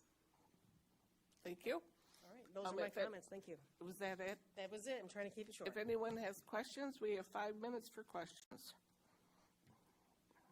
The only concern that I would have is that from the individuals, when they came to the podium, they kind of gave the impression that they were kind of just weren't given enough information Okay. as to what their options were, and getting a clear understanding that these are two separate entities, and we really don't have any authority in the matter. Yes. Yes, I You know know. that I've explained that to Ms. Shaver. I also know that we've sent an email to her from Right. Mr. Bird, and I did share that. I also know that we've reached out and shared some resources with Lakeshore Habitat, because they too have the CBDG funding that we are seeking to finalize. So I believe that they have that funding right now. We also have a rebate program through Franklin, I think it's Franklin Energy. It was in the email, but telling her that she can get a rebate for any kind of appliances she has to purchase. So we're trying to let her know that there's options out there and try to guide her to what we see as some resources. Any other questions? Is that, we read about the Franklin thing, is that going on now? Is that active? I know there was going to be more things introduced later. Yeah, it's going to be rolled out because we have to comply with that. That's now state law. But yes, we're rolling that out in a number of different ways to let the community know what there is out there. So we're going to have an article in the City Waves. We're going to have items on our front page of our city website so we can give out that information. I need new windows. There you go. Is it active, or you're still in the process of getting it ready to roll out? I'd have to ask Dana. I know that we've already had like a kickoff meeting as to how to roll this out, because they have a pretty extensive media package and how to get folks informed as to what they do, how they can get in contact. So I don't have the answer right now. I know Dana's already probably told me, but I'll have to send you an email about it. Okay, yeah, and with regard to the basement, so this is the third flooding of basements, second one in the city, third one overall in the last year or so. So that just reinforces our concern about SHASA and our infrastructure. Well, I guess I should also say that why that failed, I don't know, but as Dana wrote in his email, it wasn't her fault, but it's also SHASA's, it's not SHASA's fault either. Then I can tell you that this is where our insurance carrier reviewed this, and yes, we did ask for documentation, so we knew what to present, and it said, submit everything. I have to go on what the insurance is saying, because they have a standard, and we have to know about a damage. I'm not trying to give out legal advice, but one thing that comes up in our utilities is, did we know there was a problem? That's where fault is determined. Any other questions? Okay, we're moving on to councilperson's comments. Member Wilkins.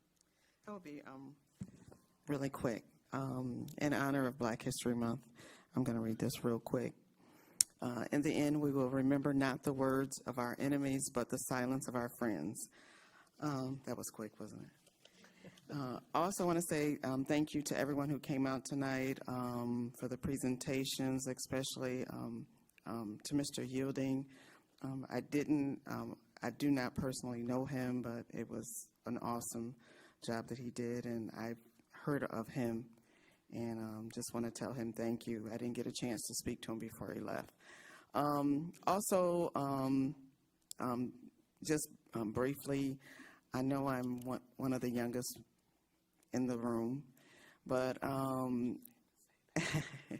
but I do know some, although I do thank, what's her name, Jen, for her Black History posters that she have up, but there's a lot of Black history that is not known here in South Haven, like the oldest Black church, the first Black church in South Haven that was built by, I believe, the Reverend Brown, and he's related to the King family, but it was Emmanuel Community Church, which was built in 1923, and that church was, what's the word, closed, that's an easier word, but anyways, that ministry closed around 2023, so it would have been 100 years old. And I wasn't thinking, but it would have been nice if they had have gotten a proclamation, because there were 5 members that were left, and my grandfather, well, my mother was raised in that church, and my grandfather was one of the oldest members of that church for over 60 years. So there is a lot of Black history, and I like one of the things that Mr. Yielding said. When you don't know history, it will repeat itself. And so I think a lot of things do need to be said, especially from people who know but don't say. I don't know much about a fortune teller, but I was not, I'm just going to reserve my words for that, but I even thought about some of the first Black educators who taught at South Haven High School, which is Miss Cecilia Wooten, the Swaggertys. One of the first Blacks that was in the government was Mr. Roscoe Pearson, who lived on Fruit Street. And we all know her. The first Black woman that served on the city council was Gail Patterson. So there's a lot of Black history that should have been said tonight.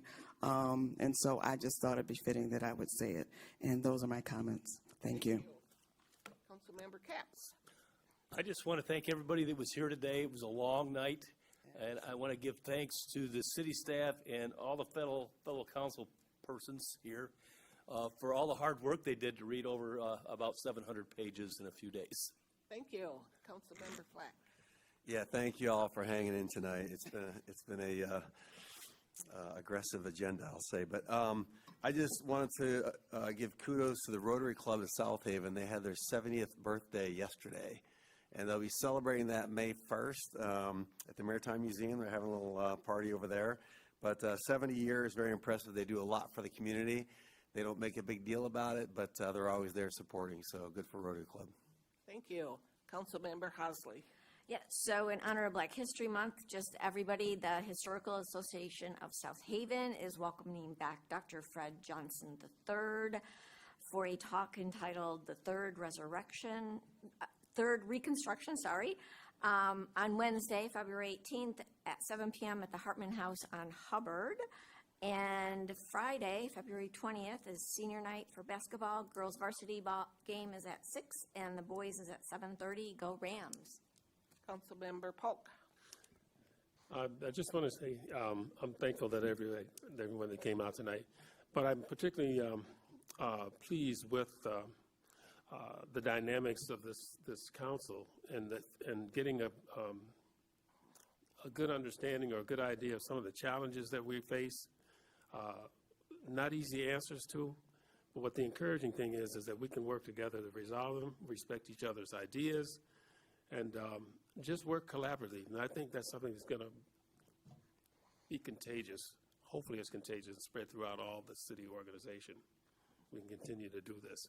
It's going to be a grind. I can feel the sense of it. I get up at 4 a.m. in the morning. That's when my day starts. So looking at the clock, I think I'll just stay up so I don't go to sleep so I get to work on time. So those are my comments. Thank you. Thank you. Councilmember Arnold. Thank you. My comments are about some of the things that we did tonight, or that I did tonight. Councilperson Hosley made an amendment to a PUD about environmental issues at Trailside, and it's not that I don't take environmental contamination serious. It's just under advice of council. That was not probably the best way to do it. And under the advice of the city manager, we don't have the machinery to enforce it. That's why I didn't. vote to support that motion is not because I don't take environmental issues seriously, and just reminding people that are in that area, keep an eye on what's going on over there, and please contact Eagle if you see something that you're not happy with. And then the other thing was about me voting against the lifeguard towers, and this is not a criticism of the city staff. There's just not enough hours in the day for them to get done everything they need to do, but I just keep hearing from people, where's this money going to come from? And so I couldn't in good conscience vote that way until we could justify where this money is coming from. So that's why I didn't vote again, or didn't vote for the towers. I personally am trying to keep myself out of the issue of lifeguards. It's going to be one of the hardest votes we ever make because it's about life and death. And so I'm strictly trying to do what the voters tell me. So that's how I voted today. Those are my Thank you. comments. Thanks. Thanks to everybody who came and who's still here. You all get extra credit for being the last ones to leave. And I want to thank Kelly Dissett for producing the 2025 Planning Commission Annual Report.